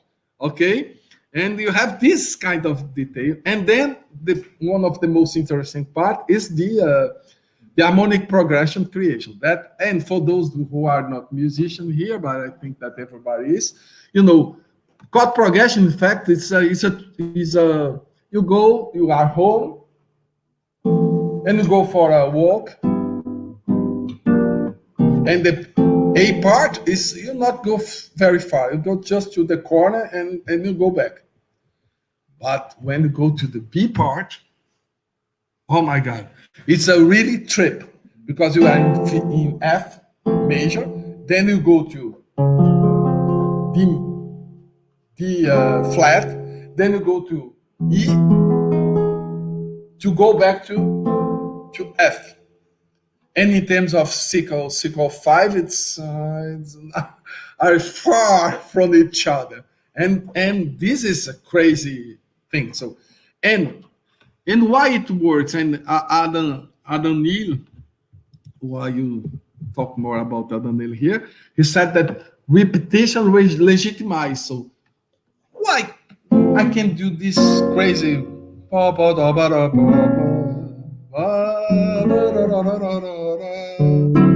And it works. Probably it works. It's my equilibrium theory.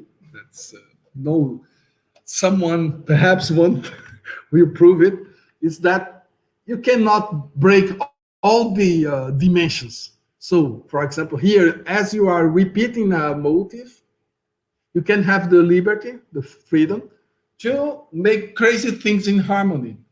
And if you are doing crazy things in melody, perhaps you should stay with the harmony. It's more or less simple. It's if you try to break everything out. That's my impression in the electroacoustic contemporary concert. Everybody, you have no melody, no harmony, no. So 50 minutes later, we start to be uncomfortable. Half an hour later, we start to be really uncomfortable. And 2 quarter hours later, we want to suicide. So we go back, we go home. And that's it. And that's something to think about. So this notion of structure is complicated because it depends on sections. And we cannot say that the section was decided previously. But there is a relation between the motifs and the sections, and the section, the motif, and the harmony. So all this is put together. And in terms of harmony, that's why I have my guitar here to play. For example, normally, if you pick the B part and you think as it's an analysis from Adam Neal, it's a very good YouTuber that studied in Berkeley and many harmonic analysis. And then if you play Garota de Ipanema in a classical, let's say, American jazz harmonization, this part, the B part, should be first tonic, 6, ba da da ba da da, 2, 5. The modulation, ba ba da ba da ba ba, and go on. So he found a recording from Peri Ribeiro, is a famous Brazilian singer from the 50s, and has a different harmony. That is,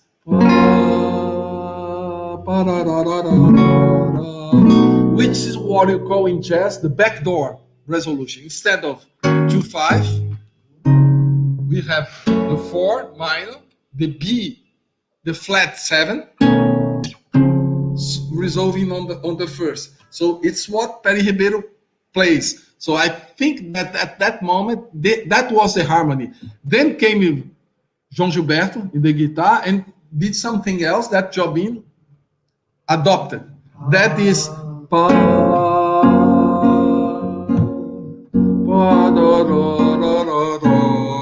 without 2/5 instead of and all this. Why all this? My João Gilberto modified the thing. And then, because doing this is much more ambiguous. And why is ambiguity interesting? If you are doing a trip, and let's go back to our trip, I think that ambiguity is this kind of situation. You go for a trip, and then you see a very beautiful landscape. It's so beautiful, you don't know if you go to right, to the left, to go... And that's the sensation that when we start,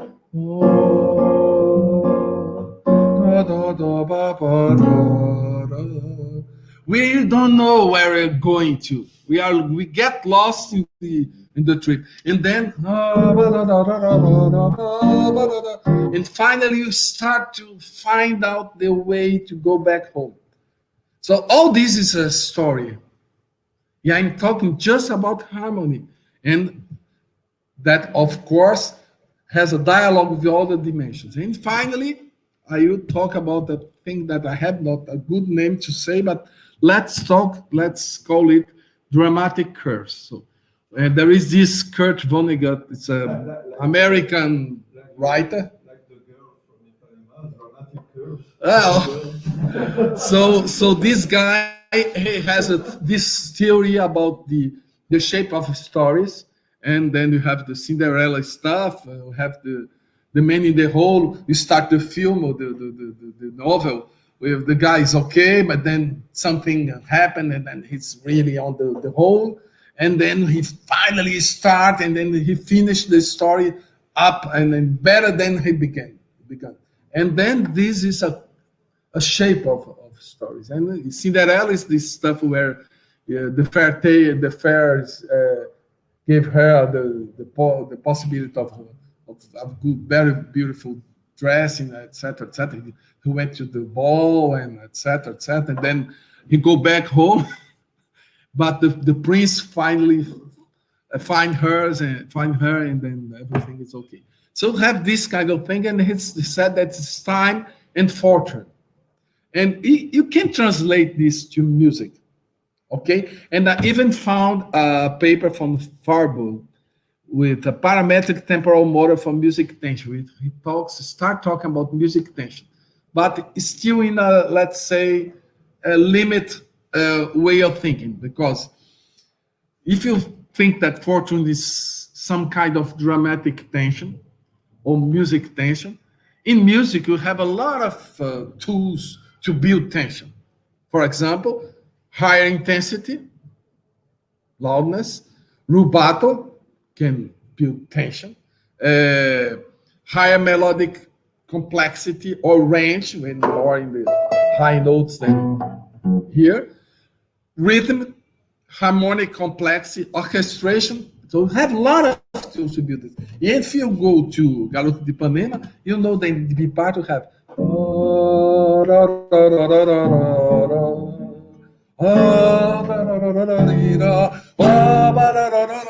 so can the climax, and then finally you start to go back home. So you are here, start to go back, and then you have the first part that's calm. So this kind of dramatic curves are important, and I have some examples here of guitar. It's another YouTuber that called Paul Davids that in fact invited 10 professional guitar players to play over the same A-bar progressions. I have time, I suppose. No, not too much time. But I'll play a few examples of that. It's the same.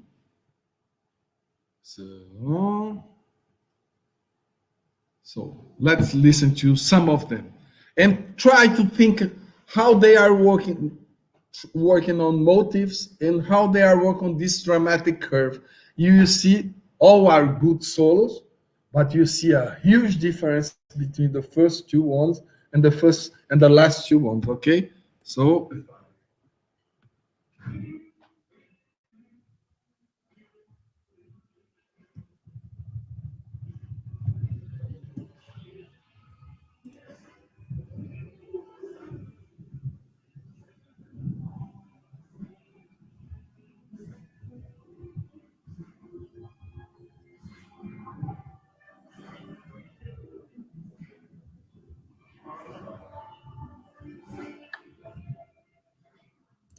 it's okay, but it's a patchwork, almost a patchwork, okay? So you can listen to the second one.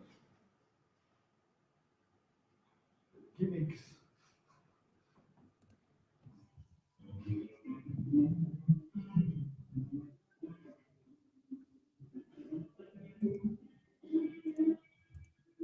Sorry.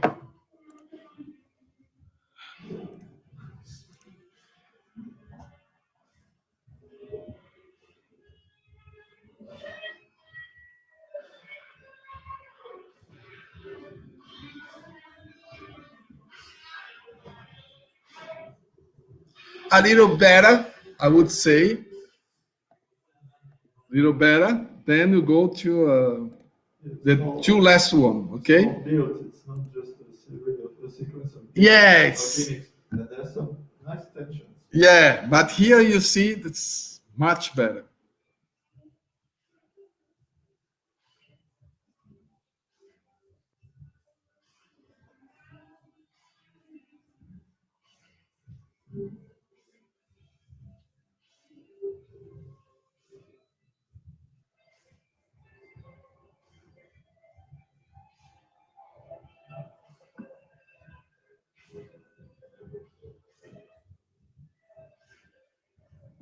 The dramatic curve here is clear, okay? And take the last one, Peter Thorne. That's there is also, I would say that's as good as the last one, but this have this timbre influence that's much interesting in the.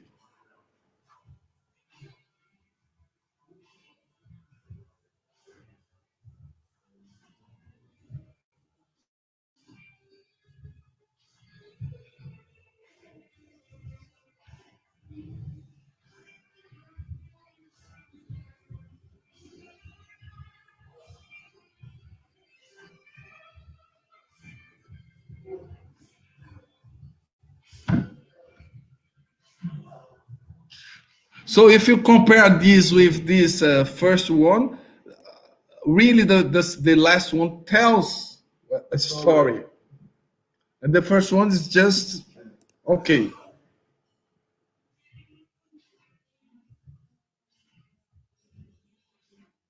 Okay, but this motif disappeared. What the hell?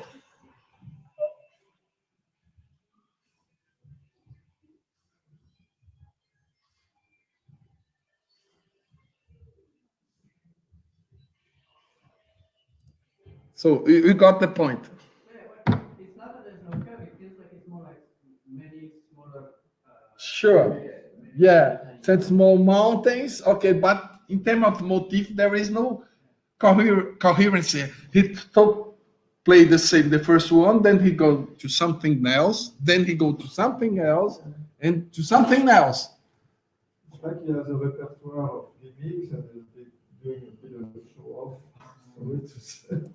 But there's no juxtaposition, as you said.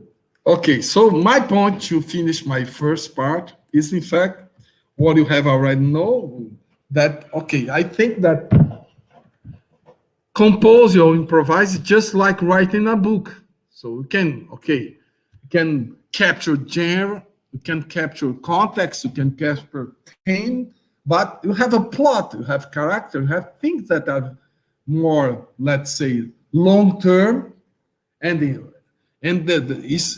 already know about that. It's hard to, so the problem is that, I would say that the problem of generating good music is probably badly put for lots of algorithmic literature, because for a lot of algorithms, the question is, what's the best chord, what's the best phrase, given the previous ones?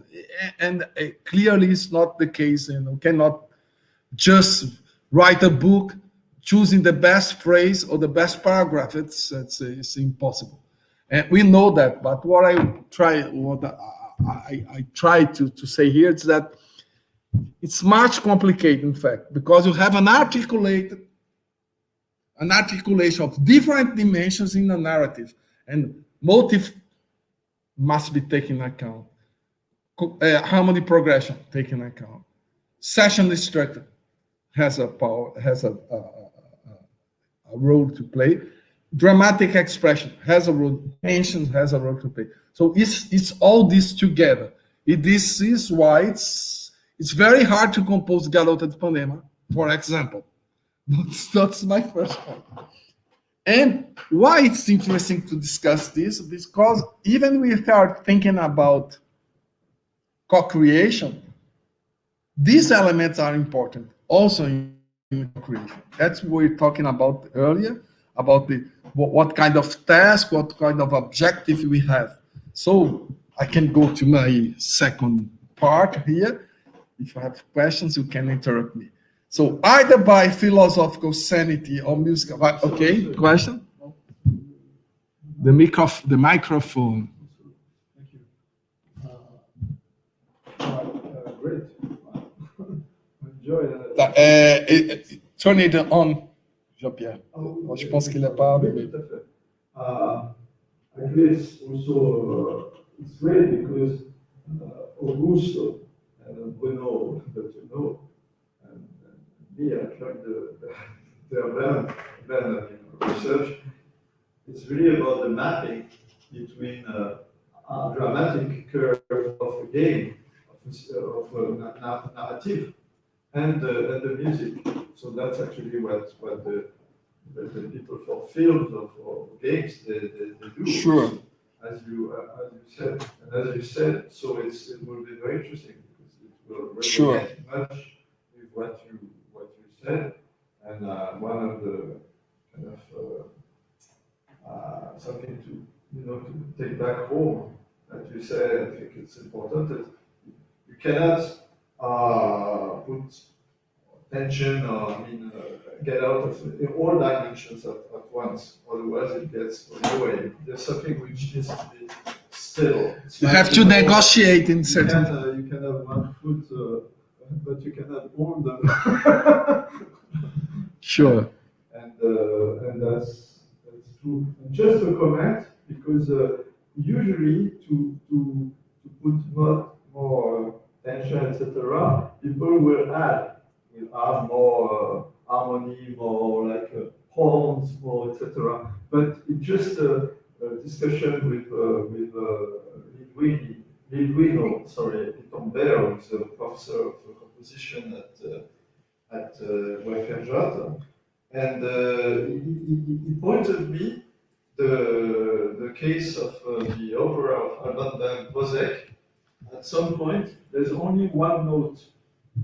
All the orchestra play one note, so it's exactly the opposite. They don't add notes and etc. It's reduced to a single note, but which is done, and it becomes actually a tension. So actually, there's no harmonic tension because there's a single note, but the fact that everything converges to a single note which is repeated actually creates a tension. It's absolutely quasi unbearable. And it's a very interesting point. This people want to talk, but just to add something. But for example, I think that one of possible research we can do in this domain is try to understand, and computers can help us, what kind of the nature of the tension, the element of tension, what makes a certain excerpts of songs be more tension than perceived as more tension than the others. We really don't know. This is my musical intuitions of what could have a influence on tension, but we really don't know exactly.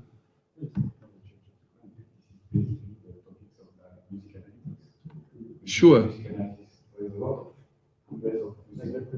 Musicologists working on this topic, and when you speak about curve, right? Curve is technically about intimacy.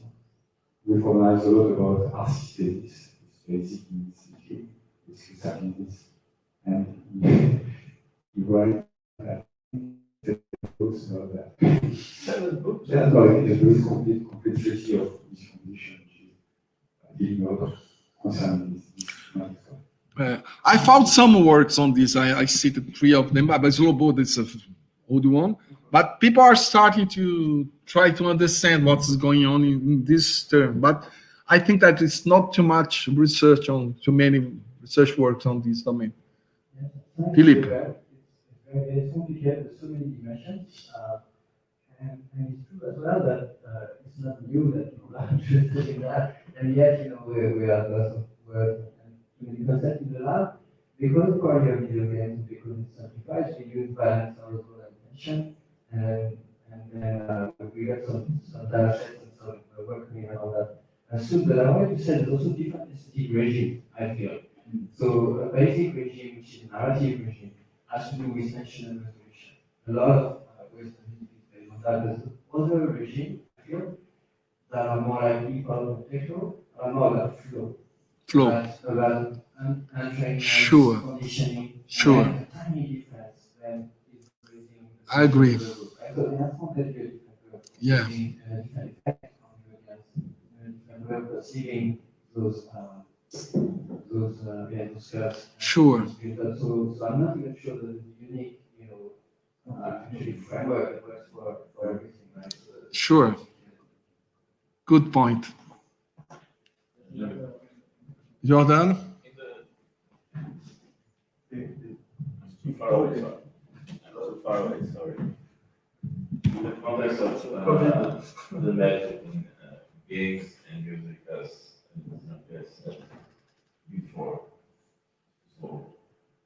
for example, how to manage tension, etc. on the game and the music. Games are non-linear.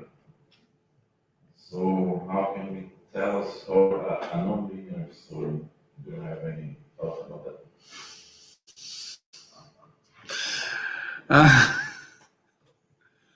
I'm not sure I understood. Can you rephrase this? You are telling about the need to tell a story Yeah. in music, like a movie, like a book, or like a song. So this is a linear experience. Sure. So you can effectively Sure. tell a story which has a beginning and middle.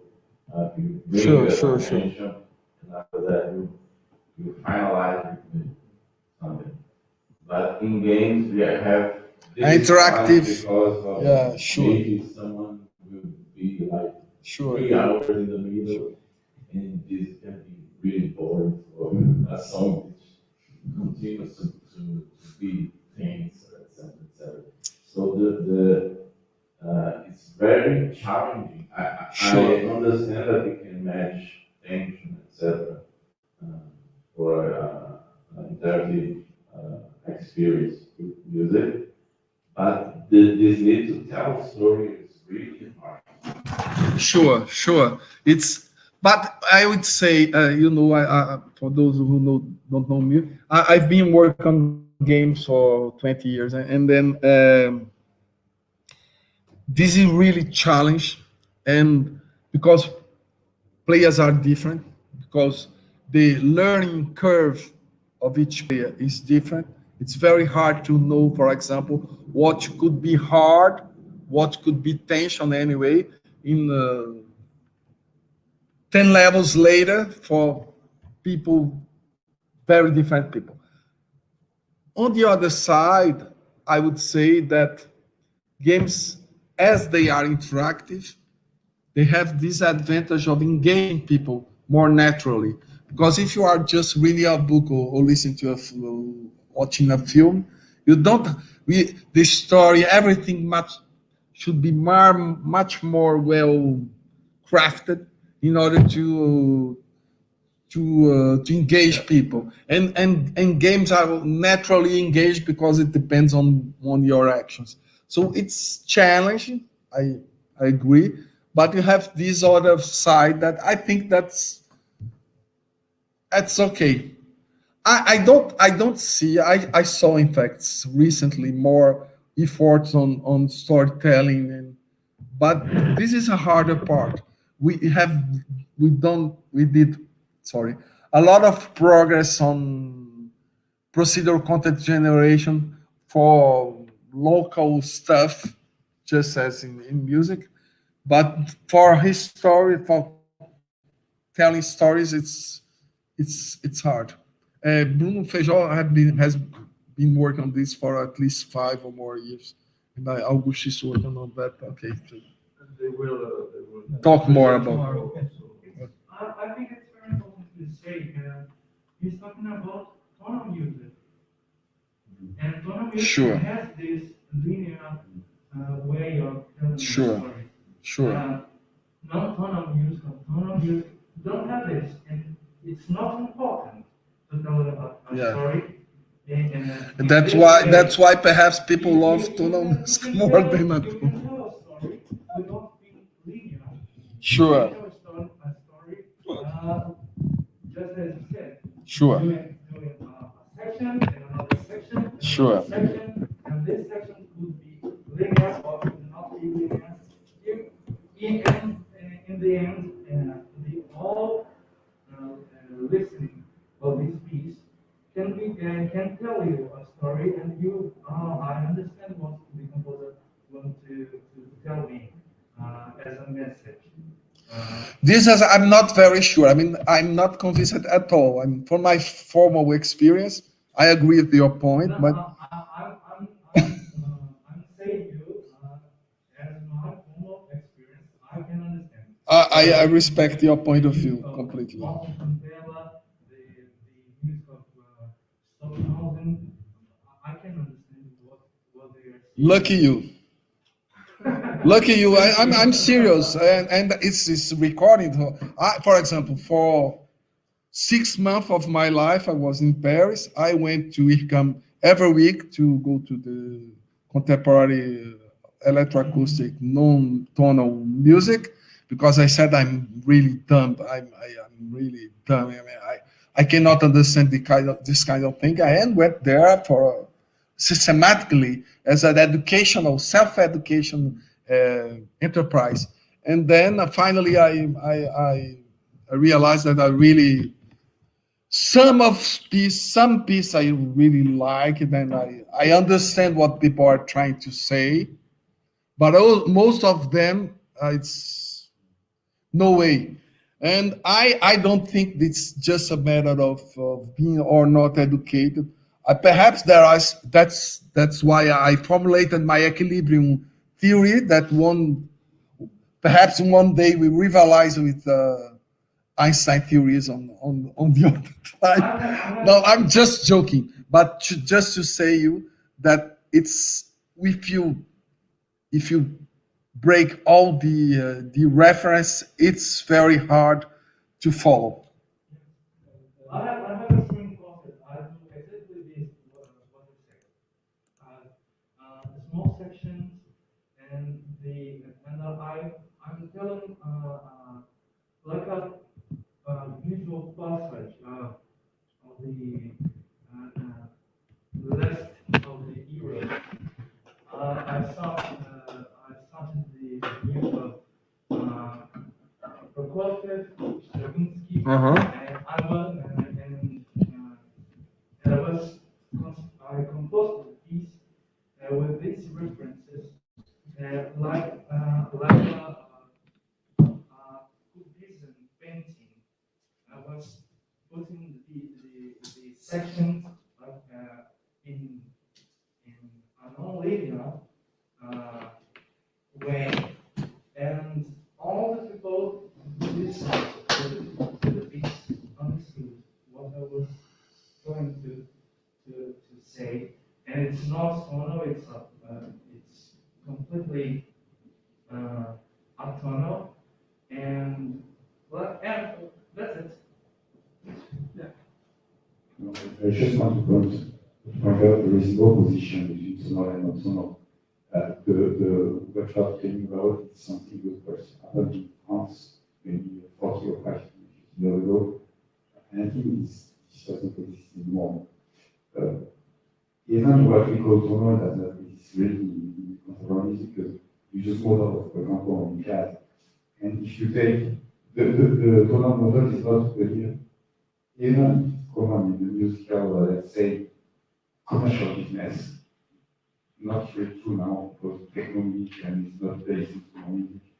But it's not the only way. If you take, for example, people that people in Arabic words don't use absolutely any tonal model. Sure. Even what we call today the neo-tonal school in writing music, but they are not necessarily using tonal system, they are using modal system. Sure. System. So I think be careful when you speak about tonal. I think it's I'm just provoking people here, but I'm sure. Yeah. And I mean, the difference and the boundaries are not so fine to use.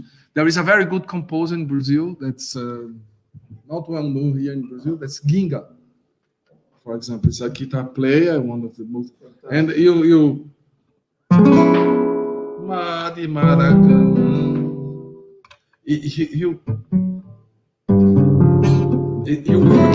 work on chords like just like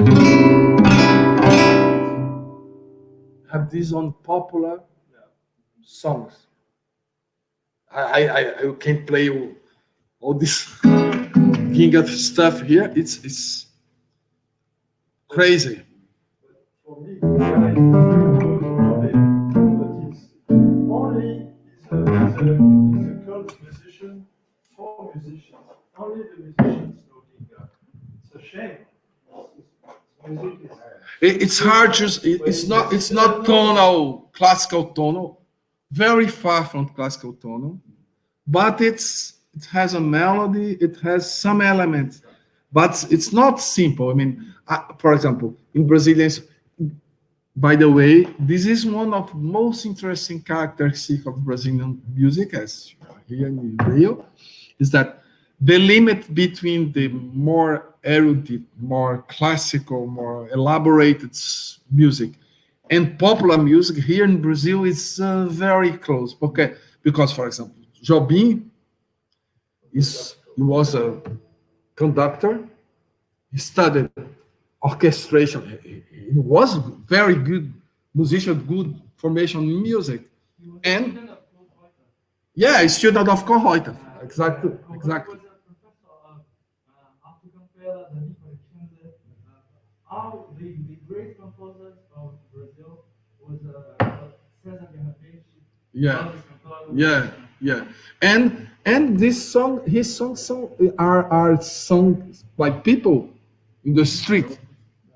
And for example, in France, I don't know how it's now, but at the moment we're living in France, the separation between more erudite songs and popular songs, it's far. And for in this tradition of Jobim, for example, Ginga now is doing things crazy things. I was talking to François Pache, this Mar de Maracanã, this song I can play tonight. Mar de Maracanã, I've been playing guitar for 40 years. There is 17 chords I've never seen in my life. Never. So, yeah, sure. I'm just provoking you, but all right. And modern music, even pop guys in the pop music are using a lot of modal. You see them. You have this impression that something different is going on. I don't know. The chords are very simple, but in fact, a lot of modal stuff is even in pop. Coldplay, for example, Coldplay use a lot of modal stuff on their composition. Rock, yeah, sure. Progressive rock, yeah. Some model used in jazz, right? Maybe it's portrayed. Interesting because this wasn't nothing. It's just more than 3 chords. Exactly, the 2 bars. There's just a semitone up and back, and that's it. Actually, it's zen. It's completely minimalistic, and the tension comes from the improvisation. So actually, it was a reaction, as you know, of course, to free. To the hyper complexity yes, sure. Of the sequence of chords, also at the tempo crazy, there is a hyper virtuosity, and this is exactly the opposite, trying to do almost like John Cage or some zen. But Coltrane, no harmony. but Coltrane over. One chord and all about the improvisation.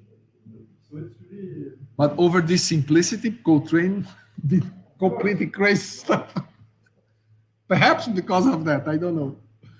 Okay, but I'll continue, okay? So, okay, either by some philosophical sanity or by musical humility, that's my point here, the problem of computer-generated music should be perhaps reformulated on how to build algorithms that help human composers to create better music. It's a completely different problem of writing algorithms to create good music.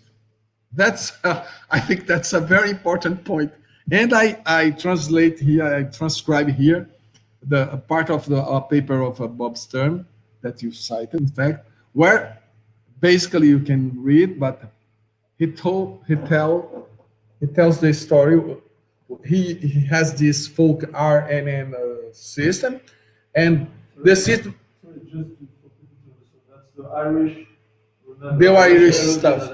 Oh, of course, the Irish stuff. And then he realized that the system has very limited capability of generalizing. So the problem is that when he trained with a data set of Irish stuff, if you give a seed, because you can give a starting melody, the system ignores your seed if the seed is different from the style of Irish stuff. So he starts to, that's what he said. I fed my own musical ideas. He thought that it would be interesting. I was wrong, but while I end up using the model differently than I assumed, in fact, what he started to do is to put different parameterization and stimulation to the software, to do very different things from Irish, to try to make the system work in the limits. So he got some interesting inspiration, and he wrote these bastard tunes. That's the number of the song. It's a four movement ensemble piece that could not have been produced either by myself or by folk RNN without the other. So basically what he said, that the system was bad, musically bad, but it was very useful to him to compose.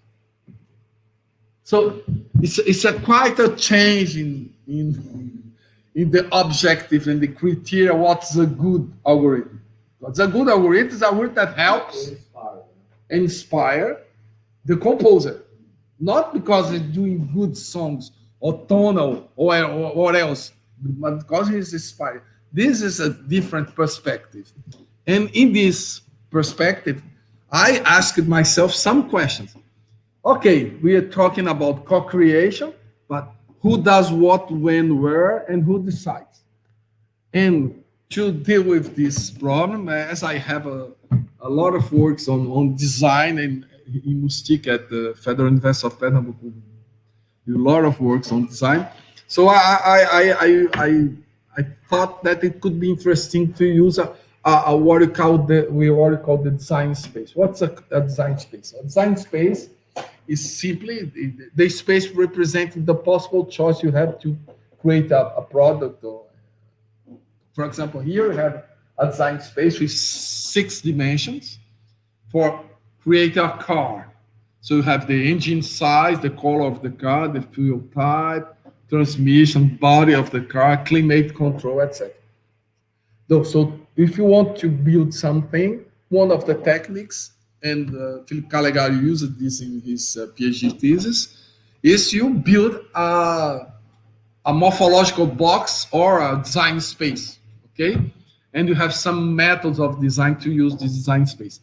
And the steps that, okay, you identify the dimensions, you identify the values of the dimension, and then, for example, you can choose one of them to say, okay, I will build a car with an engine of 1.3 liters, and then which is black, diesel, auto, etc. Or I can try a sport car with a manual transmission, with a more powerful engine, etc. So you can do this kind of, it's clear, let's say, if you just see cars,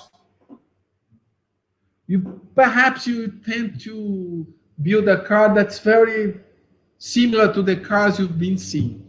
When you try to this kind of systematic analysis, the choices are made explicit, and then you can understand what kind of things are going on and make different choice that go from outside the box or outside the comfort zone. That's the idea, and can also have this, I will not explain, but some of restriction you can put on some combinations, etc. And there are a lot of people use this for example, analyze the input device, possibility of input device, or printable interactivity, or a lot of things, or head-mounted display. You have literature being used this in HCI. And it's basically useful for systematically evaluating and discovering possible design alternative for a solution, enhancing creativity, or choosing possible instances, or find out holes in the literature. So, and then I said, okay, why not try to build a design space of music co-creation in order to help us to understand what kind of thing is possible and not just build another system that just like the others, okay? And that I'm doing this work with one of my PhD students, Anderson Rufino. And then the first question is, what's a co-creation interactive system? And I say that Philip worked on this kind of matter, that this is a work I'm citing here, that you can have this creativity support tool in one side, and in the other side, the generative systems. And in between, you have the computer colleagues. It's a possible definition.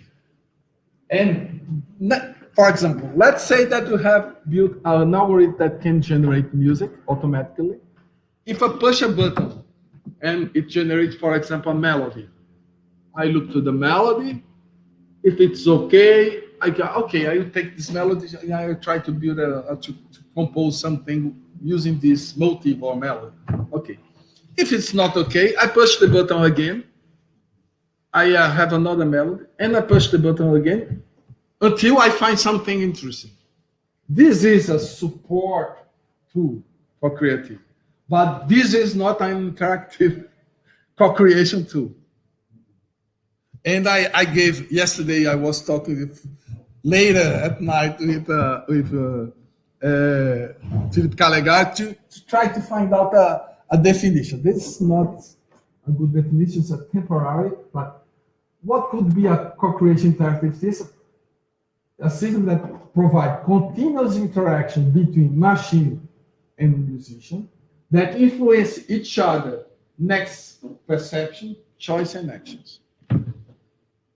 Because not only your actions or your decision, but your perception. Because when we interact with someone, a good musician, and he's doing something that you like, and you are doing something that you like, and then there is this symbiosis, you also listen more to what she or he's doing. So, in fact, when you are talking about interactivity in this case, you are talking about the next cycle or the next step has taken account the previous one. It's just a button that I push, and then I push another button, and nothing about the previous section from, let's say, like this, is taken account. So in this, let's suppose that the system is that. In this scenario, what could be the dimensions? Then, well, the thing we asked. And we found out 6 dimensions, okay? And perhaps some of them are not very useful, but let's see. The first dimension, that what's the musician's contribution during the interaction? What the musician will do, will create. So first, the musician can, not just the input. The input can be from the machine, and then the musician works later. But anyway, what is a musical material? Musician can write a motif, write an harmonization, counterpoint, harmony, melody, rhythm, just the rhythm. But the musician can also give a data set, as you said, as you saw in the example of flow machine, or guidelines, constraints. And among the guidelines could be a session structure, or could be a dramatic curve that I can write and say, okay, this is the dramatic curve, compose for me something. Or in the evaluation feedback, I didn't like this. I like this.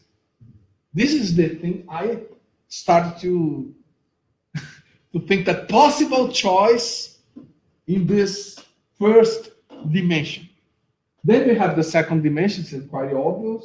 I can do all these things for just a part of the song or the piece or the entire stuff, which from the computational point of view, not very important, but from the perspective of the interface, is important. If I have just a phrase, as you show in your example of choral bars or deep bar, I can just work on a part, or I have to work on everything else.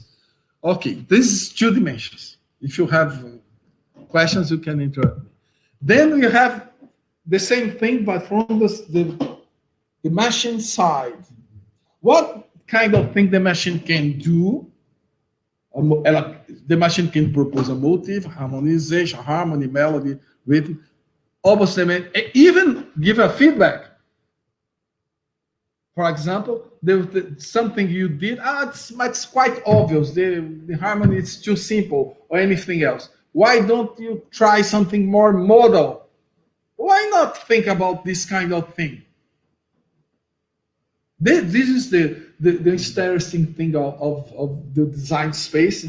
You start to see things that, why don't you have a system that proposes a dramatic curve or a session? If this is an interesting element in the music, and the same, the temporal extension is the same, and then we have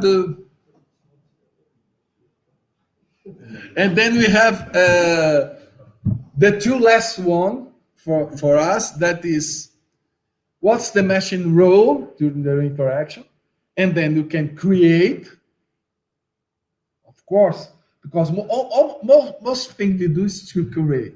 Okay, so create melody anyway, create chords, and we can create no explicit guidelines or other musician guidelines, or give an example, a lot of how to create, okay? But for example, the machine could refine. You give a melody, you give a harmony, and the machine works on your harmony and modifies it. Why don't you have so many systems that do this kind of thing? That's a question. And then finally, you have this interacting protocol, temporal protocol, okay? And which is related to musician autonomy. I will explain this later. Of course, you cannot have this single one-shot interaction. I do something and the machine do something back and that's over. It's not an interaction, but you can have turning take, and turning take you can have real time, or synchronous. And you can also have the parallel real-time mutual influence when we are playing at the same time, for example. So this could be 6 possible dimensions of this kind of system. There are other possible dimensions, and you mentioned this in your talk in SBCN, but I think that they are not very important from the point of view of the interaction. For example, the employed generative technique, the representation. Perhaps this is important to know. This is a single MIDI, okay, but symbolic triggers, and when one starts and the other, but just to simplify, and musician autonomy, because you have this in HCI, you have this human in the loop, human on the loop, human out of the loop, and for example, in our context, human in the loop, okay, so the human validates all the proposition of the computer, but it's a possibility, or just interferes or influence how the machine will work. For example, in the continuator, I play, then the machine plays. I have no word to say that I didn't like it. In fact, it's just an interaction. I'm a human on the loop. But this is somehow related to the protocol. So I kept this outside. Then what I did this last days, I have no time to finish the work. I'm just starting. Is to look from the well-known paper from Carnovalini Roda on sort of review on generative music, and we identify 41 systems that are directly cited in the paper. I had no time to snowball and find the citations of the citations. And one interesting thing that about 30% of these systems are interactive, have some kind of experience related of our interactive use of them. I think that this number will diminish, in fact, as I go deeper in the literature, but it's a point. among these non-interactive systems, a lot of them is the machine contribution. What the machine can do is to create melodies, most of them. Melody and harmony in some case, harmony in very few cases, sessions in very few cases. So it's not very well balanced. We are really focused on melody. That's one of the first interesting things I found. Okay, and just one dedicated to refinement. All are creating things, and refinement could be an interesting thing for a composer. If this is a problem, I don't know if it's a problem. But as I'm also a composer, I think that I would like to have a system that I give some harmony and propose some different harmonization of things that I've been done, or some change in melodies. Why not? Sorry, just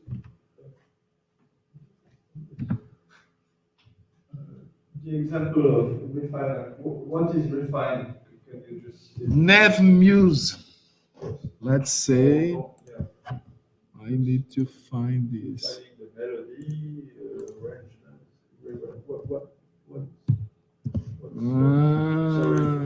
I don't remember. I don't remember. I don't remember. Okay, but I tell you later about that. Later. Okay, and I'm just finished, guys. Don't worry. So I did all for the interactive ones, including Philippe, etc., Francois, etc. Then I start to. I'm not sure if everything is okay because part of the work I did part of the work and my student did the other. But anyway, I try to put in these variables. Okay, it's work on melody, part of the melody, what the machine can create, a melody, and accept, and the interaction protocol, real-time turn take, the continuator, the flow machine. The musician can give a data set, a melody, a harmony, guidelines, more things than just, okay? And has an asynchronous turn taking. Okay, I do something, the machine do something, I wait, and then etc. And what the machine can do, a lot of things, different things. And I'm not sure about the kinetic engine, but I guess that it's pretty much this. But if it's not the case, you can correct me later. And then I did this thing, and I finished. It's my last, almost last slide with this. Let's say statistics. Musician contribution. Most of the system, 50% is the musician gives a melody, 6% a harmony, a data set, evaluation, feedback, rhythm, it's guideline. And things that the musician really doesn't do is give a motive, harmonization counterpoint, session structure, dramatic curve. I have not found yet so far system that take this kind of input from the musician, okay? The accept and trial, it's not very important here in the analysis, but the machine contribution, melody again, harmony, a bit more, rhythm, orchestration, very few, motive, almost nothing. Motive, I put motive here, it's not okay. Guidelines, session structure, dramatic of things that I have not found as a proposition from the machine. And the interaction protocol, it's well balanced. So the point is just looking for this kind of mapping. It's clear that some possibility have not explored well some possibility. And I'm not talking about the combinations because I have not time to do this analysis of, for example, guys that are working on real-time turn and take, they are all working on melody or they are working on different things. Guys that are asynchronous turn and take, and this is one of the interesting things about the design space. You can do this kind of analysis and try to figure out possible choice that are not well explored. And that's my last slide. In short, there are many other unexplored or little explored possibilities in designing interactive co-creation systems. Of course, there is a premise here to understand what are the needs from the composers and improvisers and the musicians. But once you understand the needs, we need to go deeper on these choices in order to build systems that perhaps are not very good as musicians, but can help musicians. And for example, there are a lot of possibilities that I see, for example, analysis, analytics on this. I think that I'm composer. I would like to hear the opinion of somebody. I'm son of a Brazilian composer. My father is a Brazilian, well-known Brazilian composer. And my father, as soon as he has finished a song, he called my mother, who was not a musician but played piano. Okay, I think not, but and he presented to my mother. He presented to his friend, to the musician. That was he needed some kind of feedback too. And I remember my mother, one of his songs that said, "Oh, these lyrics are really off." I didn't like. Or really, my mother was not very kind. No, not very kind. And my father, okay, I will rewrite it, everything. And I saw a lot of situations like this where you have this kind of feedback. Why not? Of course, you can do this collaboratively with other. But we have room, we have a lot of space to go in this direction. That's my point, and that's it. If you have questions, it's still a work in progress, but okay. It's fresh results. I finished yesterday night. Well, great. I think it's very, you're doing really a systematic analysis and covering as you said, zones which are not. We have the big picture, which is very fundamental, because otherwise we keep doing the same thing. The temptation is just to be guided by the technique and forget of the big picture and forget about the use and the issues. So actually, it's great work. It's very fundamental and great. Even if it's work in progress, that's research. That's research. Questions, comments? Excellent. I'm waiting to have your point of view. Sure. In fact, Jordan provoked me, said, you should put this in a sort of a wiki stuff and ask people, because I would say that some papers I read 3 times, 4 times to try to figure out really, because the guy spent most of the time to explain the algorithm. Okay, no problem. But what? But how it was really used? What did the user did? What the system did?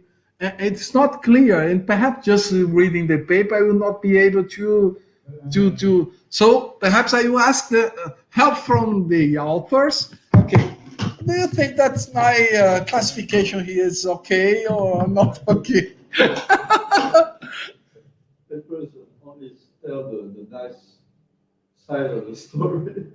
But here it's not even the problem of the nice, is that perhaps the focus is not on the interaction.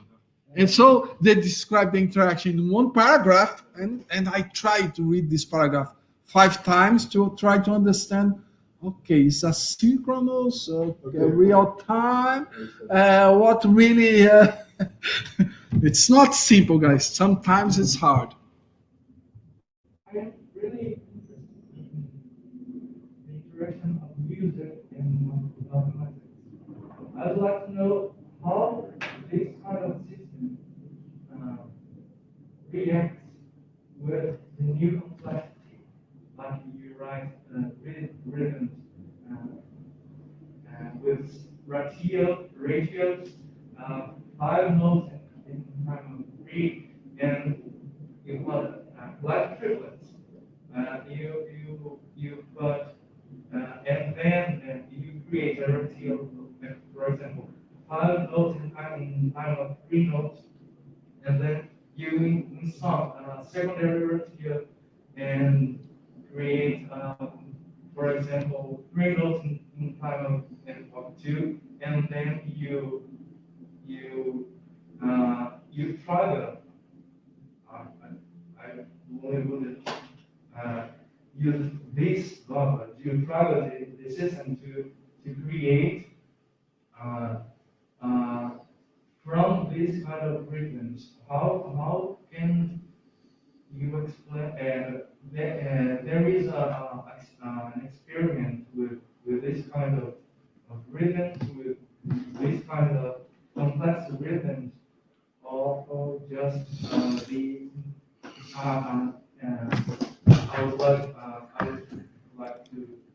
I would say the normal rhythms, 18, 16, or there is a research in this kind of music, new complex music, and I would not go so far. I don't know really what's going on in terms of rhythm, but what I could say to you that this is one of the last understood and last studied part of music is rhythm. Rhythm is really complex stuff. Here in Brazil, oh, I can say, oh my God, you have this kind of polyrhythmic stuff that's incredible. And you have a lot of books on harmony, have some books on how to write melodies, and you have very few things about rhythm. And not only about the rhythm, but the polyrhythmic stuff and the micro. I did a work with some years ago, 10 years ago perhaps. I took João Gilberto, and we analyzed João Gilberto guitar player in terms of what I call the micro tempo and micro dynamics. And in fact, we found very interesting patterns because you can say, I'm ahead of the beat. It's very well known in jazz, behind of the beat or ahead of the beat, you know about that. But when you are systematically behind of the beat, when you play certain patterns, why the intensity of certain things are or not a given value. So we start to, for example, the phenomenon of swing. Swing is hard to understand because, in fact, it's a game of changing the intensity of some notes and trying to be ahead of the time. I think that we need to go deeper on this, and perhaps the computers can help us to understand certain phenomena that are very so microscopical that just listening it's hard to formulate. So I did the work on this. At the time we have this the Year of France in Brazil. Yes. Yeah. Okay. 10 years ago, we had a concert. We played together. Okay. But I don't know what's happening in this domain right now. But my point is, anyway, in my exposition here, my talk, is not really about the algorithm. I think that we have progress to do in this domain, and all progress you can do in generation. I think that is good. What I'm trying to say that you need to think another layer of concerns, and this is the layer of why I will interact with the musician. What kind of thing I can do for him? What kind of thing he can do for me? What kind of interaction we have? Because it's important. If you have good generation algorithm, that's okay. In the interaction to be better, probably better than have bad ones. But the point is we can give more attention to the interactive part, and not spend all time in creating new algorithms, and then we cannot know why we use this for more than for create Jurassic Park examples. That's my point. So, okay, in written, we need to do some progress, but the point of the interface and the interaction protocol, this remains the same. I ask you this because the new notation software. Your mic is on? Yes. Okay. I ask you this because the new notation software now monopolizing the possibility of we compose this kind of things, algorithms. I have an example here. I have a mixed notation application in my iPad, and it's impossible to write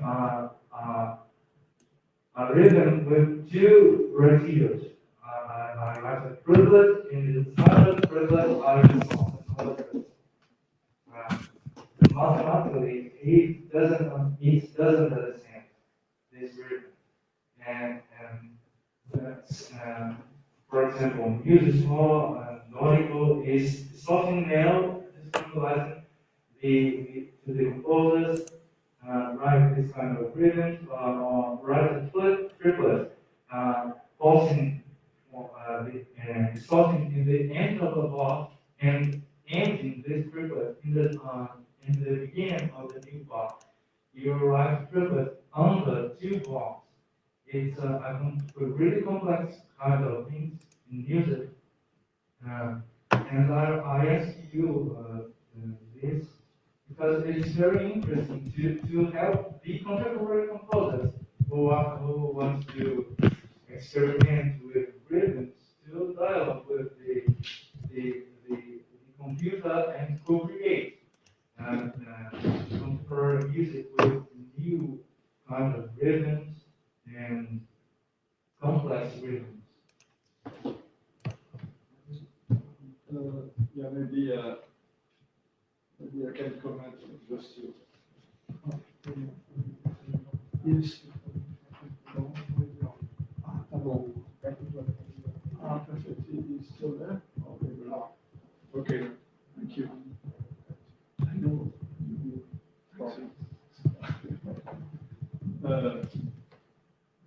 Just, one comment.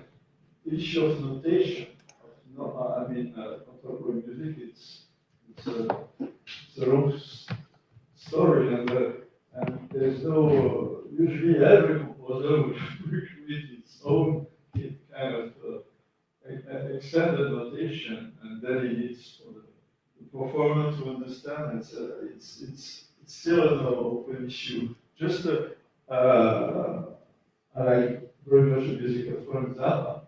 Frank Zappa is known too for making integral, hierarchical order rhythm, and he has a famous percussive music which is in the black page. Why the black page? Because it's so it's written at hand, because at that time there were not yet so many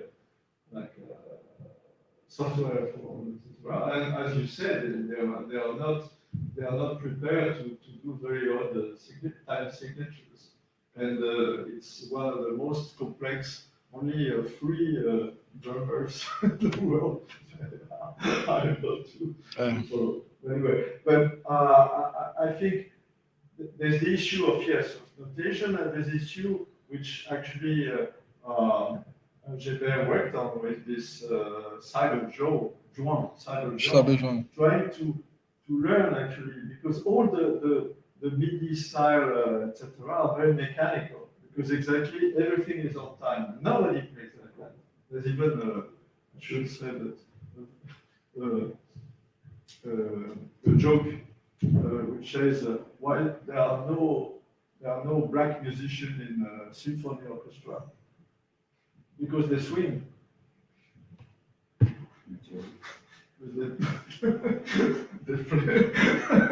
before the minutes. So it's Cyber Joe makes immediately, as opposed to a very content size, etc., make lively. And as a musician, as a real musician does, the bassist will never exactly play on the Never. Never. tempo, as you say. It's not systematic. It's dependent. All so to be able to capture that, there's first it's rare. All the system we generate basically they are, and there's one by Magenta, which I don't remember the name, but which what they did they used, because there's a Yamaha, there's some competition of pianists, and all is recorded, and the exact timing of, so they have MIDI, lots of examples of pieces, but with a real performer, not just the score. It just makes. Gerhard Widmer work a lot on that, but I like to say you something about this notation. Okay, it's my. I confess that I have not followed a lot of music, contemporary music, last years. But the problem when I came to France a lot of time ago to do my PhD. In fact, I was supposed to work with Jean-Baptiste Barrière at ECAM. In fact, one of my problems, and I decided to work on jazz and different things, but there is very little consensual among the contemporary composers on notation, on certain concepts, and accord for someone is something, accord for someone is another thing. And when I start to work with these guys, and I really start to work with them to try to understand, because my idea is just to, original PhD idea is to build a system to help composers. That's this idea of interacting. But the problem, and it goes for the notation, we have to have a minimal consensual on this kind of thing. It's very hard to. That's why it's easier for computer scientists to work on tonal music or modern music, things that are more or less consolidated, because the concepts are clear, and then you can go. But I think that's interesting. But we have this premise, this supposition about agreement of people on notation. If each guy has a notation, we have to build a different system. That was my conclusion. I said to Ganacia, my director. I said to him, the feeling I have that each composer has a different idea of what is composing, and I will basically be an engineer building a system for someone who will use this in perhaps some 2-3 piece, and that's all. So I had more to do in my PhD than this kind of thing. But bye. I work on jazz. That's what my reason. And moreover, when we are in this comfort zone, I agree, of more consolidated song, we, as François or as Jean-Pierre said, we are able to evaluate if you're doing is okay or not. If you are in a different stuff, but I think it's great and it's important. The criteria are different, but it's great to go on this on the edge of the creation. What for have these computers if you start doing the same old songs and compositions? Sure, you should move on, but you need to eat, I guess. Yes, Philippe have a question. Maybe that's the question.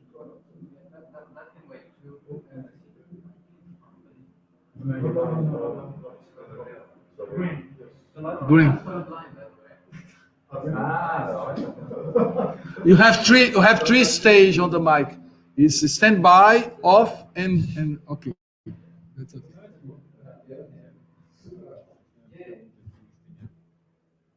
posso sair deste lugar.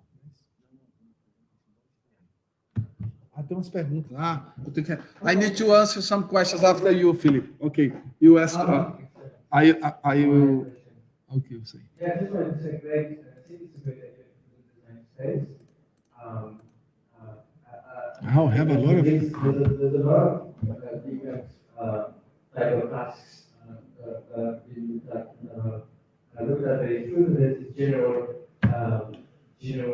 difference in composition, locally the kind of current notations, and that's already a limitation. And then there's an interpretation sort of situation, and I'm also a believer that the interpretation issues like rhythm, natural timing, and all those velocity, that's much more complicated than the composition. And often we give a lot of credit to composers, but the musicians, they are trying for the case to get any good at it, and that's the move between something that is more easy to address computationally because it's more intellectual, the computational side, versus the embodied nature of playing the music.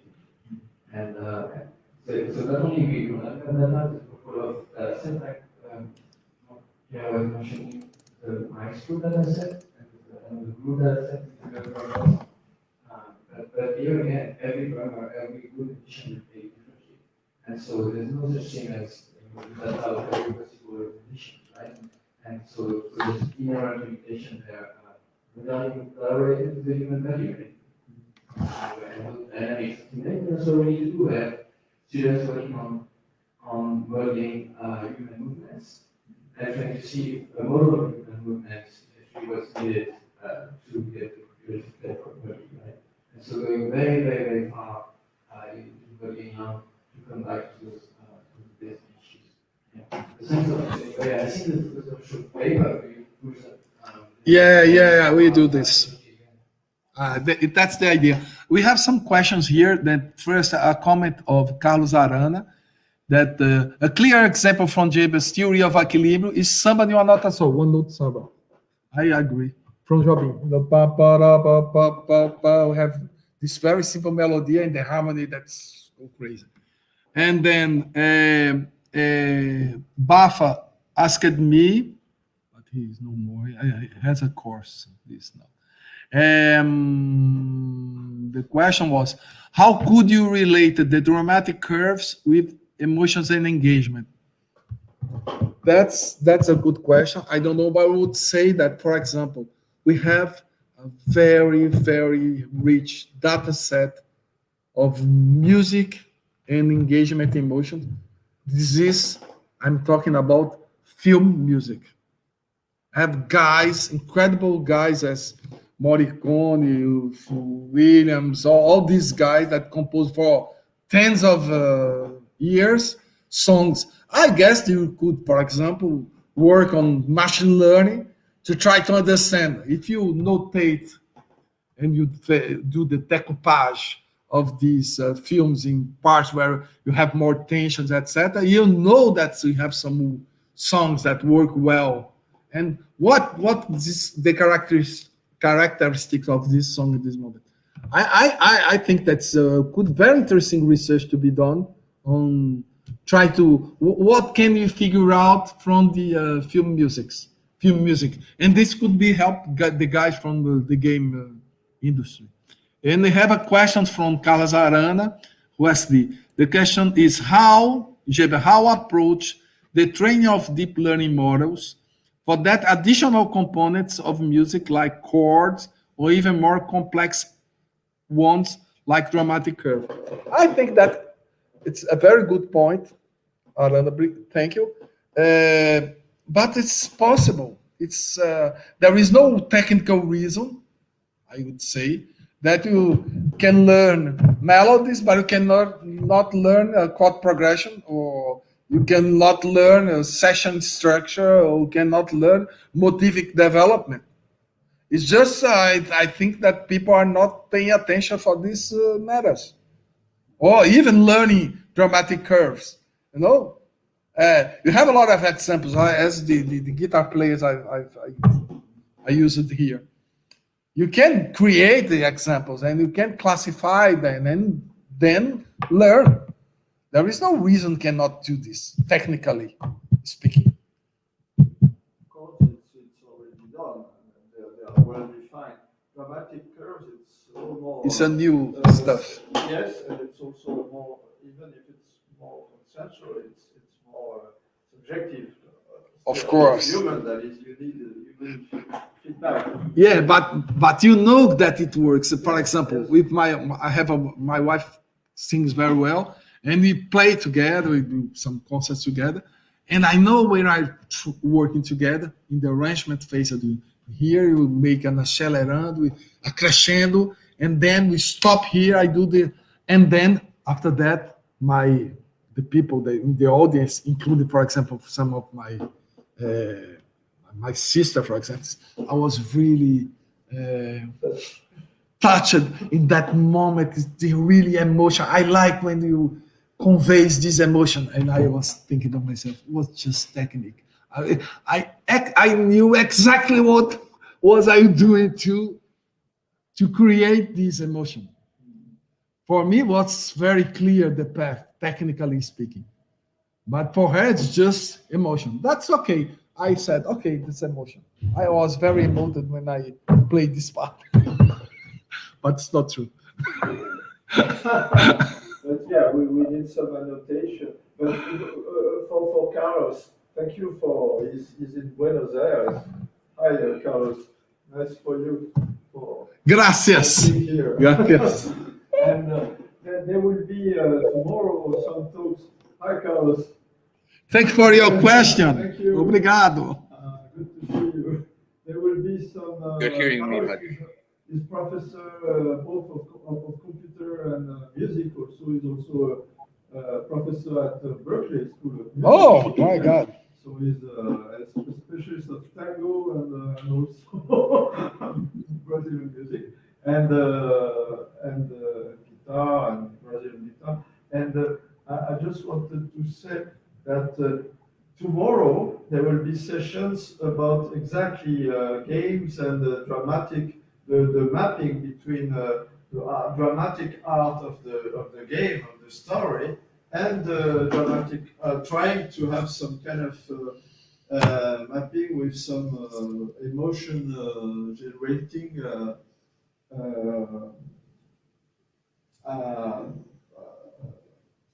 change in the music generated. So I think it will really correspond to one of the to the topic the point you are making. So there will be more news. Obrigado por me lembrar das perguntas. Thank you for remembering me the questions. And I think maybe we should stop because it's already 1. And you need to eat. Stomach, yeah. And so this means that we will not come back at 2 because we don't have to rush. Probably more like 2:30. No problem. Time, there's no problem. And Carlos, you already have all the StreamYard links, but I will put them on the web page as well. Just I didn't have time. So Carlos, I guess should restart about 2:30 or something if you have time. It's great to have you there. Okay. Muchas gracias. Muchas gracias, padre. Até logo. So. Posso sair daqui, né?